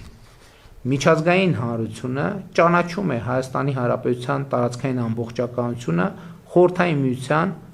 հայկական ԽՍՀ սահմաններով։ Այս սկզբունքն է դրված նաև հաստատված խաղաղության հիմքում։ Հայաստանն ու Ադրբեջանը միմյանց տարածքային ամբողջականությունն ու ինքնիշխանությունը ճանաչել են, հիմք ընդունելով 1991 թվականի Ալմաթայի հռչակագիրը, որին միացած խորհրդային հանրապետություններն իրենց վարչական սահմաններում դարձել են անկախ պետություններ։ Չվիճարկվող, այսինքն միջազգային օրենքով լեգիտիմ տարածք եւ արտաքին հարաբերությունների մեջ լեգիտիմ դիրքորոշումներ ու ակնկալիքներն ունենալն արտաքին անվտանգության ապահովման առաջնային գործիք է։ Այն չլինելով բացարձակ երաշխիք, այնուամենայնիվ կարևոր հիմնաքար է։ Ինչ է իմաստը։ Երբ որ տեսեք,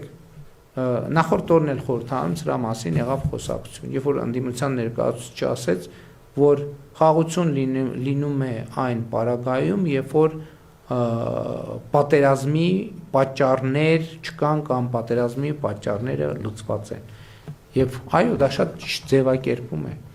Եվ դա էր պատճառը, որ մենք ասենք, որ պետք է Ղարաբաղի կոնֆլիկտից եւ Ղարաբաղյան շարժումից հրաժարվել, որովհետեւ կոնֆլիկտի եւ պատերազմի պատճառը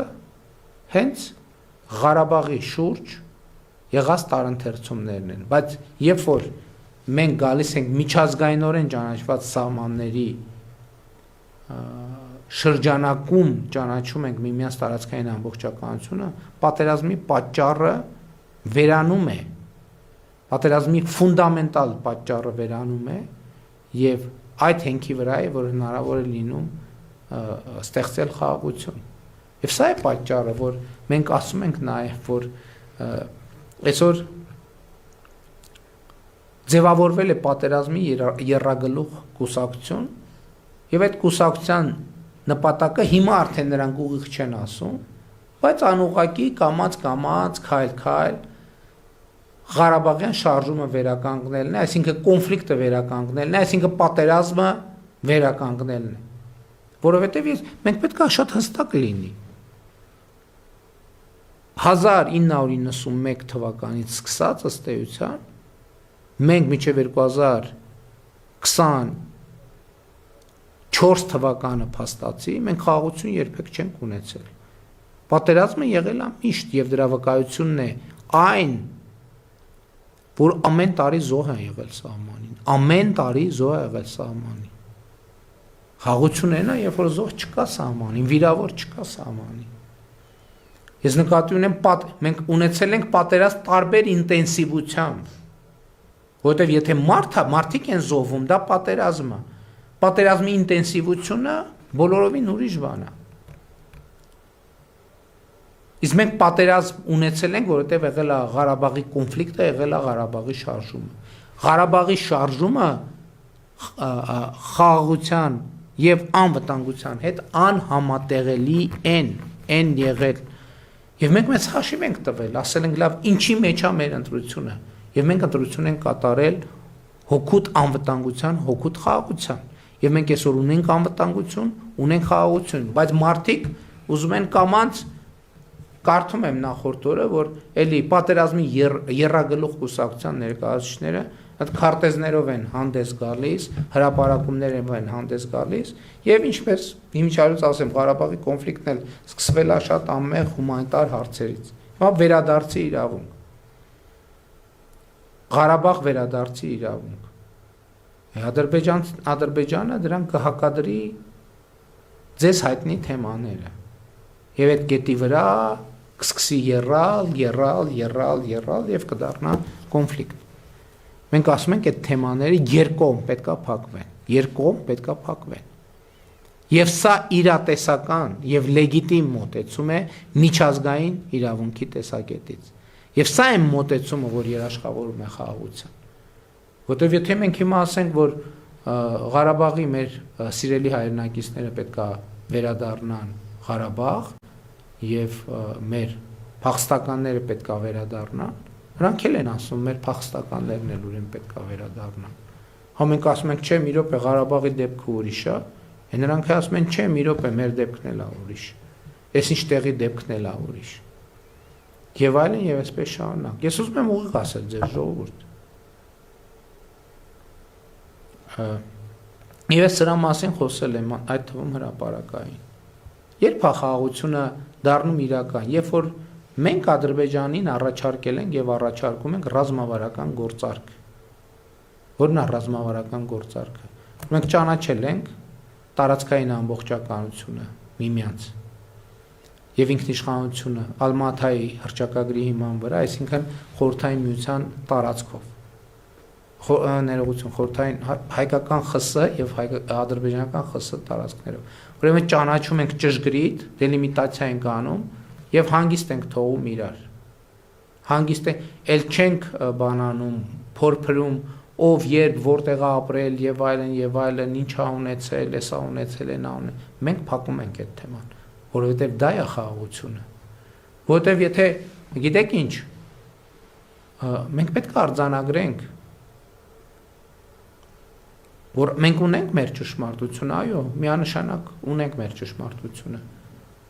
բայց բոլորն ունեն իրենց ճշմարտությունը։ Եվ այդպեսին չի, այնպես չի, որ մենք երբ որ գնում ենք տարբեր միջազգային ատյաններում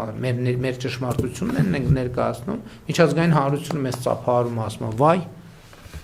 ընդ որում բոլոր երկրներում կան այդպիսի շրջանակներ եւ կոնֆլիկտի ժամանակաշրջանում ես ուզում եմ ձեր ուշադրությունը հրավիրել ու սա լսելիս պետք չի նեգատիվ վերաբերվել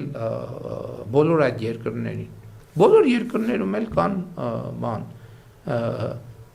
եղել են եւ ադրբեջանամետ շրջանակներ եւ հայամետ շրջանակներ։ Հայամետերը եկել են Հայաստան, տեսախցիկներ առաջ կանգնել են, ասել են,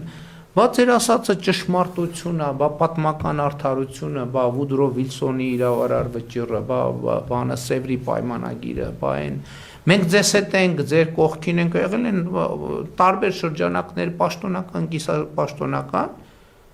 բայց ոչ մեկ մեզ ցույց չի տվել, որ միևնույն ժամանակ այդ նույն երկրից մի հատ ուրիշ խումբ կամ նույն ժամանակ չէ, մի ամիս հետո կամ առաջ գնացել Ադրբեջան եւ նույնը ասել Ադրբեջանին, ասել ավայ ձեր ասածը բացարձակ ճշմարտություն է, մենք լիարժեք պաշտպանում ենք, ձեր կողքին ենք, ամեն ինչ անելու ենք։ Եվ դրա արդյունքում ինչ է եղել։ Արդյունքում եղել է կոնֆլիկտի բորբոքում, որի վրա հիմնականում այլոք տաքացրել են իրենց ձեռքերը։ Իսկ մենք տառապել ենք,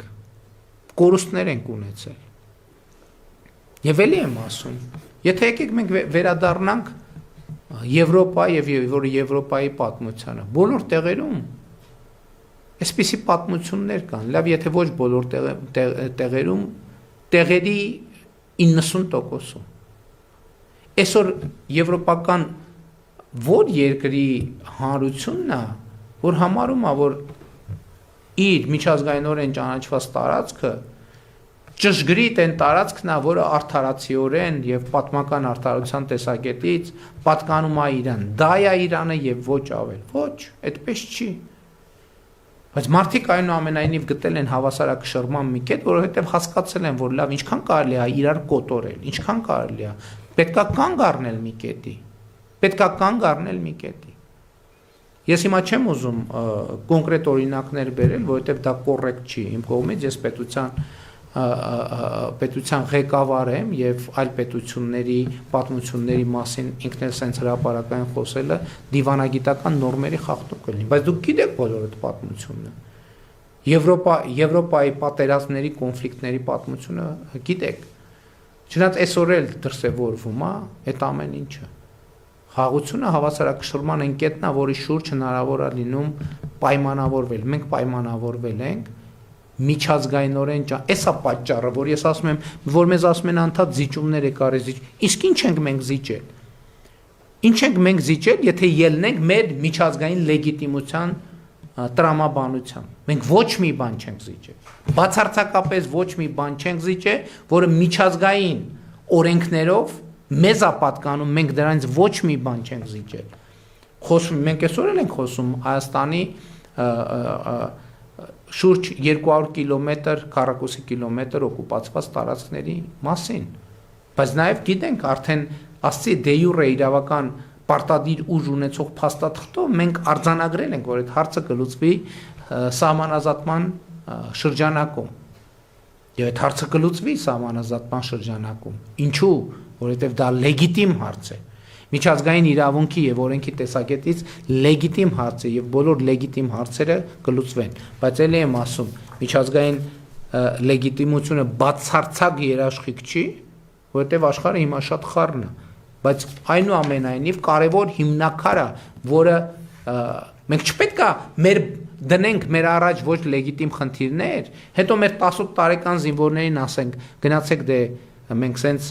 խնդիր ենք դրել։ Ոչ լեգիտիմ միջազգային իրավունքի եւ միջազգային ճանաչվածության տեսակետից, սահմանների ճանաչվածության տեսակետից, որ հետո է տարբեր երկրներից բաժանվեն երկու խմբի, մի մասը մեզ գասի, դուք ճիշտ եք 100%-ով ձեզ հետ են, մի մասը գնա Ադրբեջան ասի, կամ երկրների մի մասը գա մեզ ասի, մի մասը գա այդ երկրներ կան, որտեղ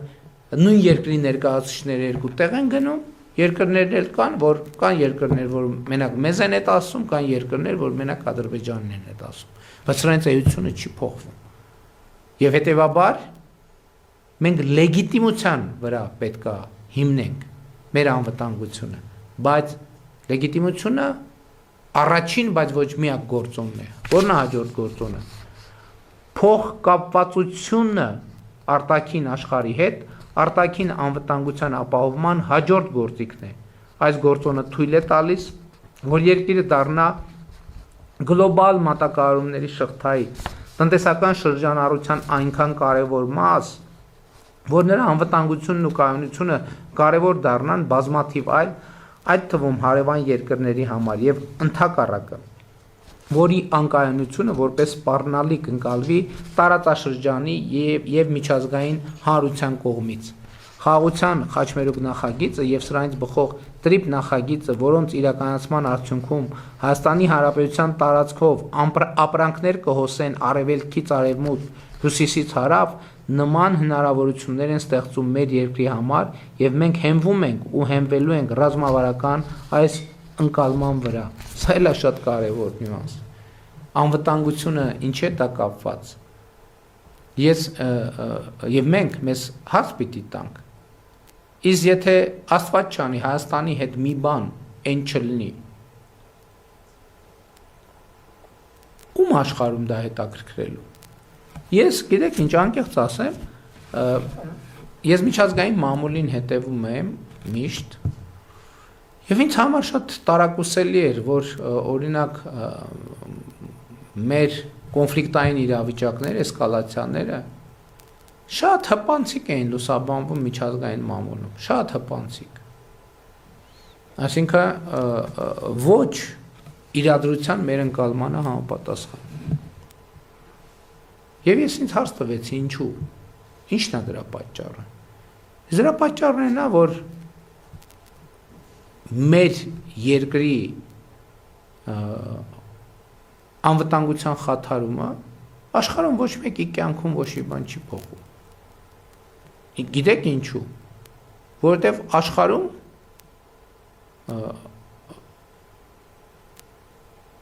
աշխարհի շատ քիչ մարդկանց կարիքներն են բավարարվում, օրինակ Հայաստանով անցնող ապրանքների միջոցով։ Ես մայրաքաղաքներում ես մտածումների ժամանակ մտնում էի այդ երկրների սուպերմարկետներ, ասում եմ ուզում եմ գտնեմ այստեղ ապրանք,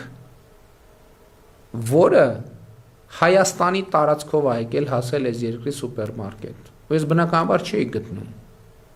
այդպիսի ապրանքներ։ Հիմա հարց կարածակ, ինչ կապ ունի սուպերմարկետի ապրանքը իմ ասածի կամ Հայաստանի անվտանգության հետ։ Իսկ կապը հետևյալն է, երբ որ Հայաստանով ապրանք անցնում եւ հասնում այդ սուպերմարկետ, եւ երբ որ հանկարծ ինչ որ բան է տեղի ունենում եւ այդ սուպերմարկետում այդ ապրանքը պակասում է, այդ երկրի քաղաքացին սկսում է դժգոհել իր երկրի իշխանությունից։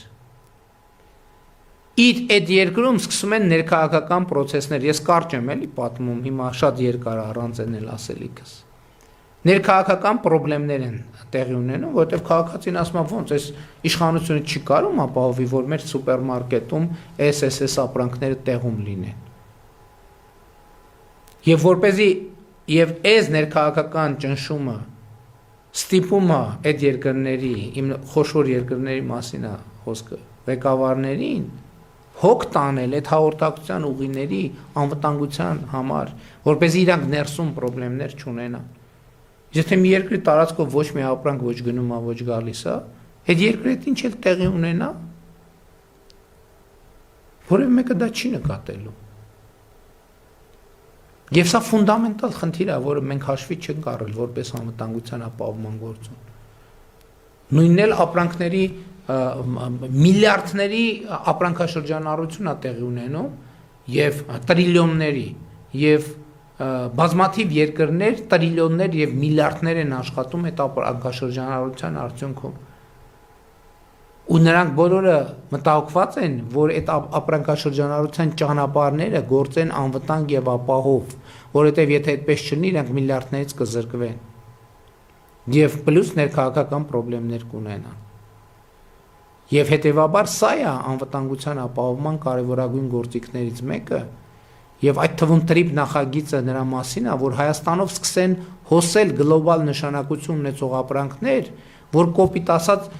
լինեն շատ ազդեցիկ կենտրոններ, որոնք շատ կներեք տենց մի քիչ կենցաղային լեզվով ասում, որ դողան Հայաստանի անվտանգության վրա, ասեն հանկարծ այնտեղ մի բան չլինի, Հայաստանի եւ տարածաշրջանի, այնտեղ մի բան չլինի, որովհետեւ մեր մատակարարումների շղթաները կընդհատվեն։ Եվ սա է անվտանգության ապահովման հաջորդ կարևորագույն գործոնը, որը մենք անվանում ենք փոխկապվածություն։ Բայց սա էլ բավարար չի։ Հիշեցնեմ, մենք բանակից առաջ արդեն լեգիտիմություն, փոխկապվածություն գործոնները դրեցինք։ Այսինքն մեր բանակի հոգսը թեթևացրեցինք այդքանով։ Բայց կա նաև ուրիշ գործոն։ Դա երկարաժամկետ կանխատեսելիությունն է, որը արտաքին անվտանգության ապահովման հաջորդ կարևոր գործիքն է։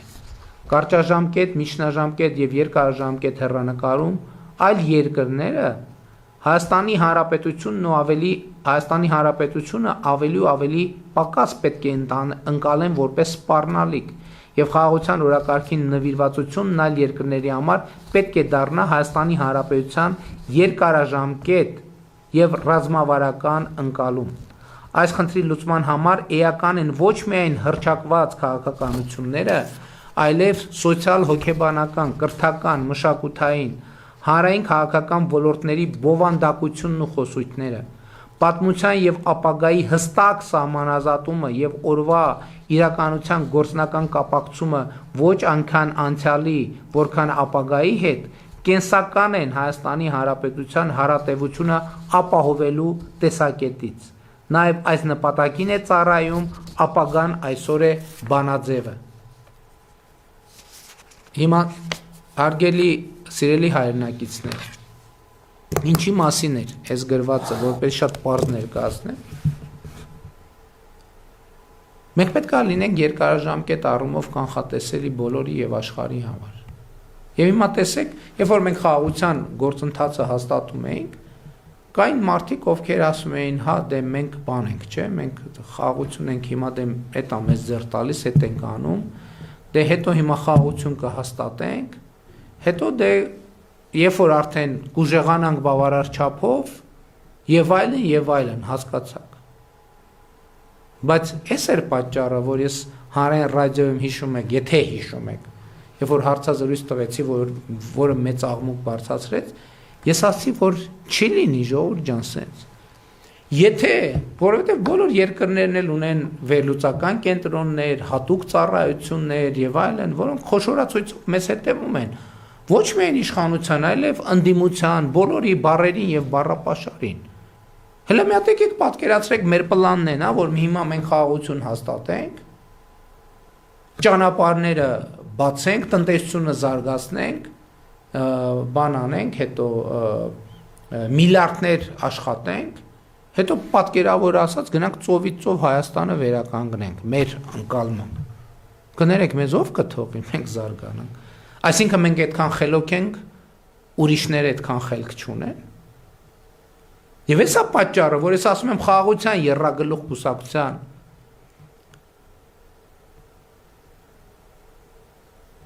գաղափարաբանությունը անխուսափելի պատերազմի է տանում։ Որովհետև եթե Հայաստանում իշխանություն լինի մի ուժ, որը մտածում է, հա դե հիմա սենց է մի քիչ տենանք ինչ ալնում, հետո մեր անելիքը կանենք, Հայաստանի Հանրապետությունը շանս չունի։ Ես չեմ ասում, պատերազմ կլինի։ Ես ասում եմ, մենք մեր պետականությունը կկորցնենք։ Որն է այլընտրանք։ Այլընտրանքը այն ինչ որ մենք հիմա անում ենք։ Եվ լուծումն այն ինչ որ մենք հիմա անում ենք։ Մենք իրական Հայաստանի գաղափարախոսությունը դրա համար ենք ստեղծել, ասելով, որ հայրենիքը պետությունը ռազմավարական առումով այս բանակի հատվածում էլ ես կանդրադառնամ այդ խնդրին, որ Հայաստանի Հանրապետությունը մեր պետությունն է եւ մեր ամբիցիան, մեր միջազգայինորեն ճանաչված տարածքում մեր քաղաքացիների անվտանգությունը, բարեկեցությունը,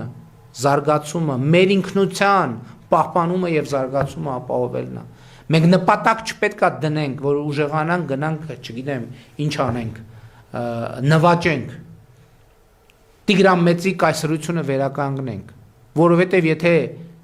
ընդ որում ասում եմ, մենք սա կրթական մակարդակից պետք է այս խնդիրը լուծենք, որովհետև եթե տեսնեն, որ մենք ուրիշները տեսնեն, որ մենք անկեղծ չենք մեր խաղաղության օրակարգի եւ իրական Հայաստանի գաղափարախոսության մեջ, ոչ մեկ չի թողի, ոչ միայն Հայաստանը զարգանա, այլև Հայաստանը գոյատևի, նաեւ դա պատճառ, բա ինչի Հայաստանը չի զարգացել կոնֆլիկտի շրջանում, ինչի չի զարգացել, մի բարձ պատճառով, այդ գաղափարաբանության պատճառով, որովհետև մտածել են մի րոպե, այս ինչ գաղափարաբանությամբ այս երկիրը առաջնորդվում, այդ թվում ես, մենք բոլորս, եկեք խոստովանենք, բայց ամբողջ խոսակցությունը Արարատի սարը լինի մեր բանի մեջ պաշտոնական կնիքների մեջ չլինի, սրա մասին է ժողովուրդ ջան, սրա մասին է եւ մենք պետք է ընտրություն կատարենք,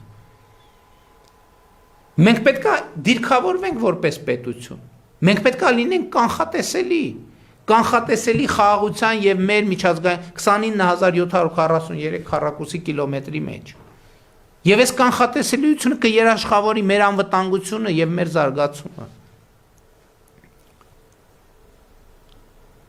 Եվ սա լրջագույն հարց է,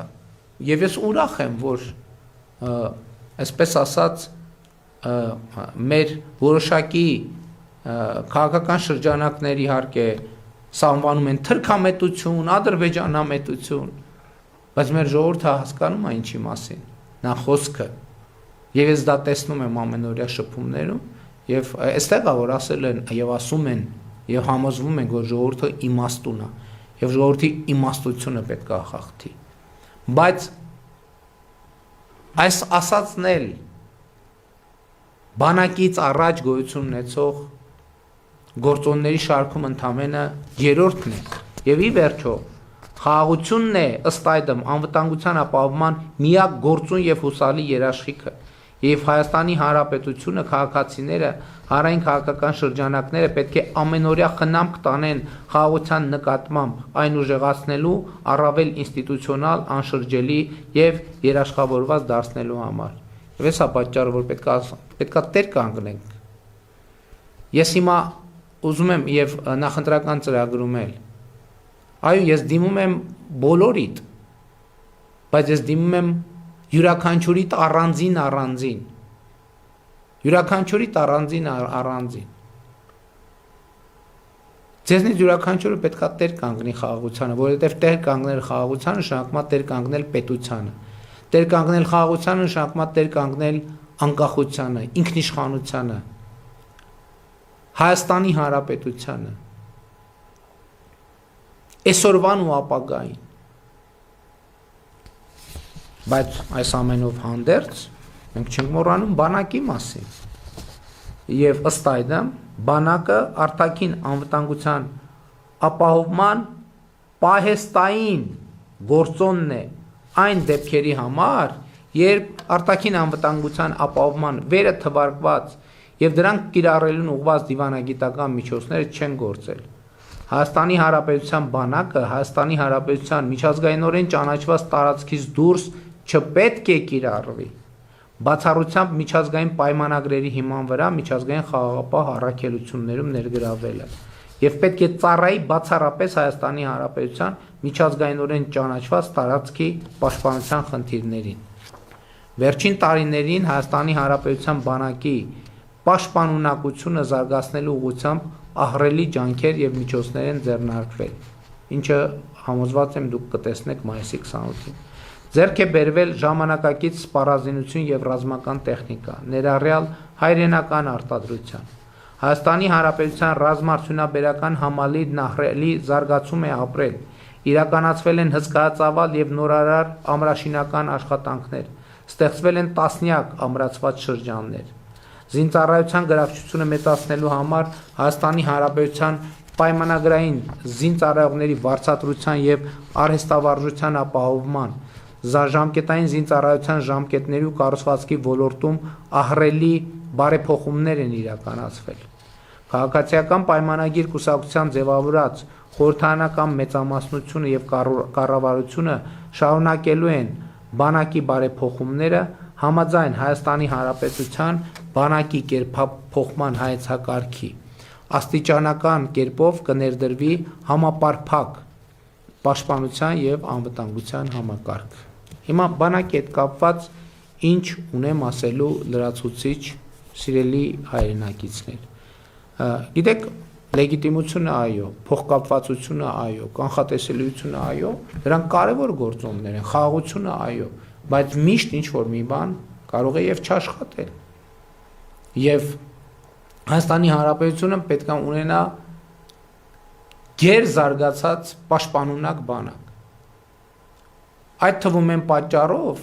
որ պաշտպանունակ բանակ չունեցող երկիրը գայթակղություն է այլ երկրների համար ագրեսիվ գործողությունների։ Իսկ գեր ժամանակակից սպառազինությամբ սպառազինված բանակը զսպող գործոն է եւ մենք միշտ պետք է ունենանք պաշտպանունակ բարձր մակարդակի բանակ եւ սա մեր ռազմավարությունն է բայց այստեղ մի առանձնահատկություն կա որովհետեւ երբ որ դու հենվում ես լեգիտիմության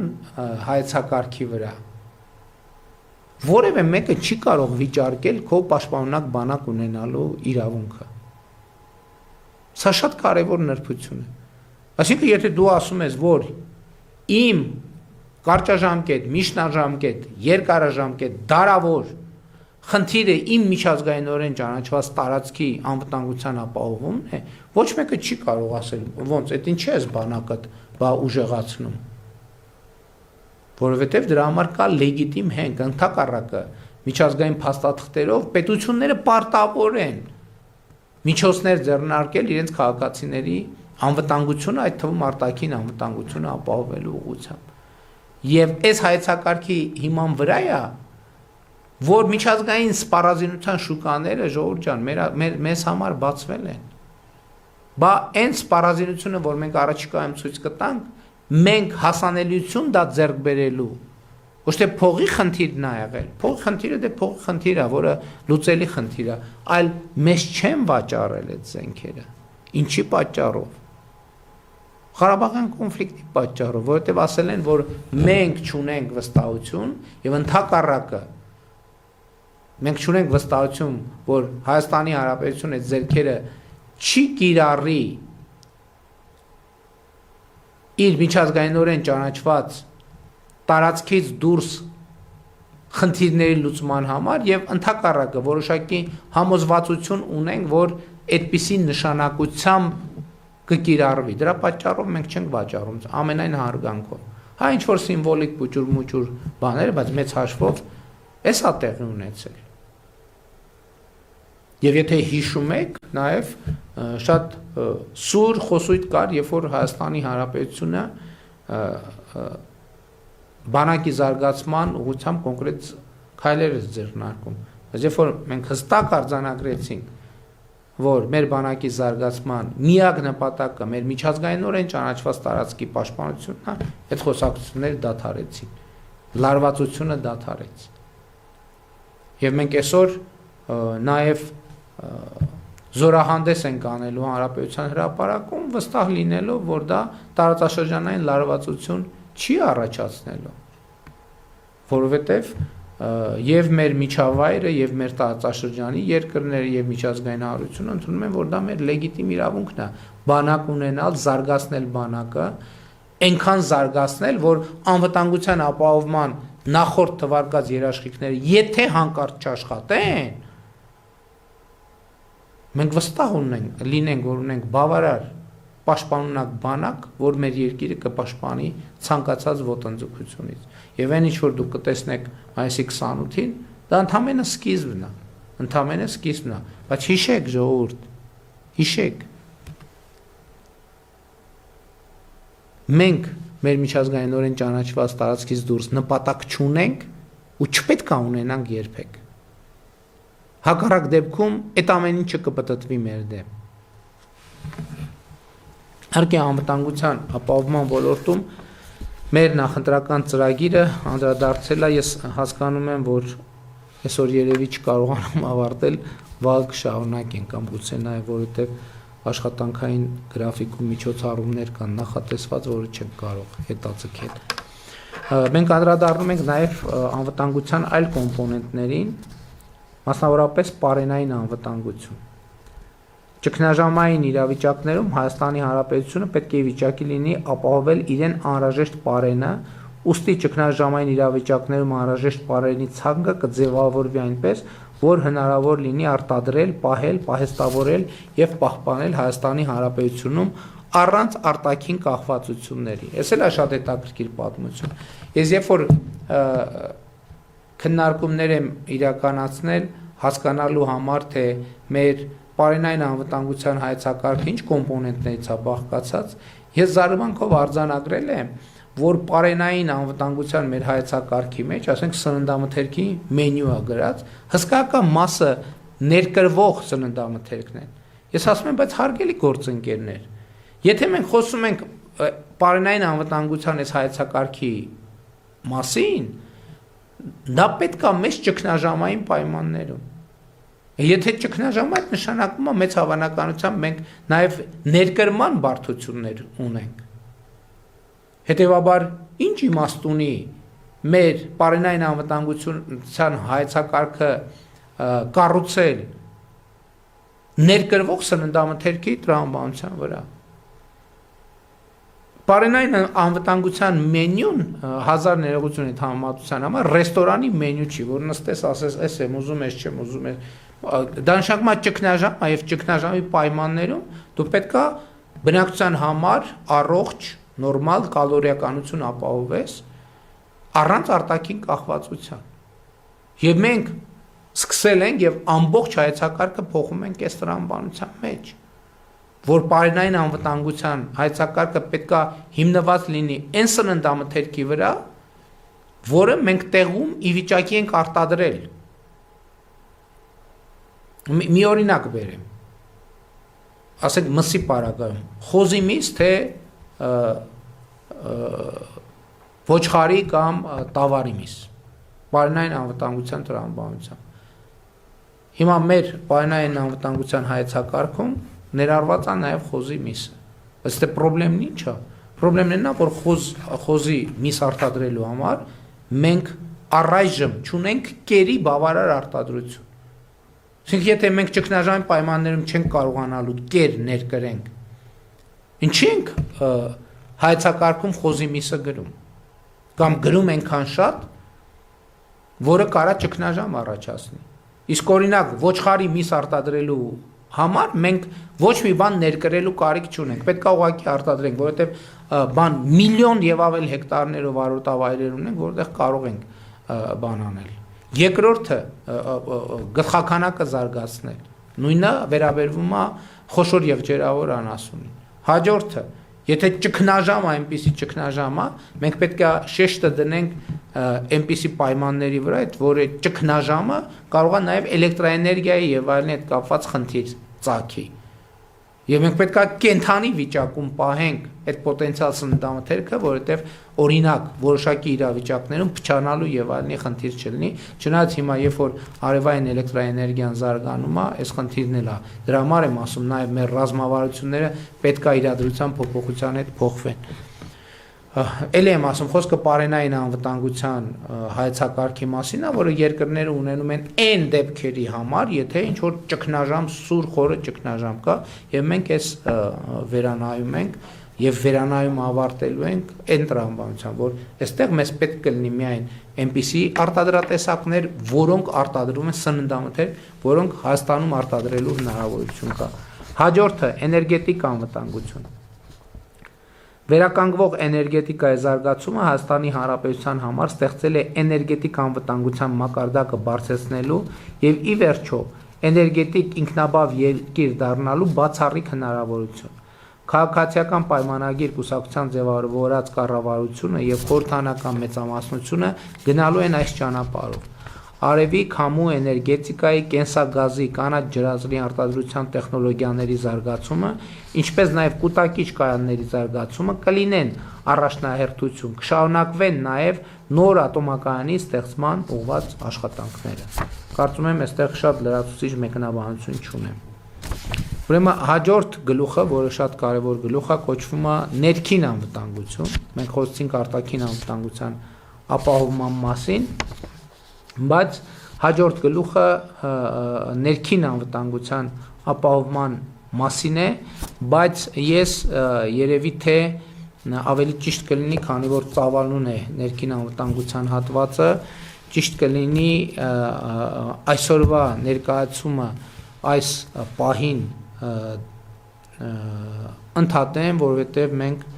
արդեն շուրջ 2 ժամ եթերում ենք, մոտ 2 ժամ, դեռ 2 ժամը չի լրացել, բայց եթերում ենք, բայց նաև աշխատանքային այլ գրաֆիկ միջոցառումներ գոյություն ուներ, սիրելի քաղաքացիներ, սիրելի ժողովուրդ, շնորհակալ եմ, որ այս ընթացքում հետևում եք, բայց ես վաղը նույն ժամին կշարունակեմ, նույն մի քիչ պլյուս մինուս ժամերը, կշարունակեմ քաղաքացիական պայմանագիր կուսակցության նախընտրական ծրագրի ներկայացումը, որպեսզի դուք առավել ամբողջական պատկերացում ունենաք, իհարկե դեռ առաջիկայում նախընտրական քարոզարշավն է եւ անընդհատ խոսելու ենք այս թեմաներով, բայց մեկ ամբողջական այսպիսի ներկայացումը կարծում եմ շատ էական եւ կարեւոր է եւ ելի ուզում եմ ասել, որ այս պահին ես ընդհատում եմ, մենք քննարկեցինք եւ հասանք ներքին անվտանգություն բաժնին եւ վաղը ես մեր զրույցը կշարունակեմ ներքին անվտանգության բաժնի ներկայացումով։ Շնորհակալություն այսօր այսքանը, սիրում եմ բոլորիդ եւ լավ օր եմ մաղթում։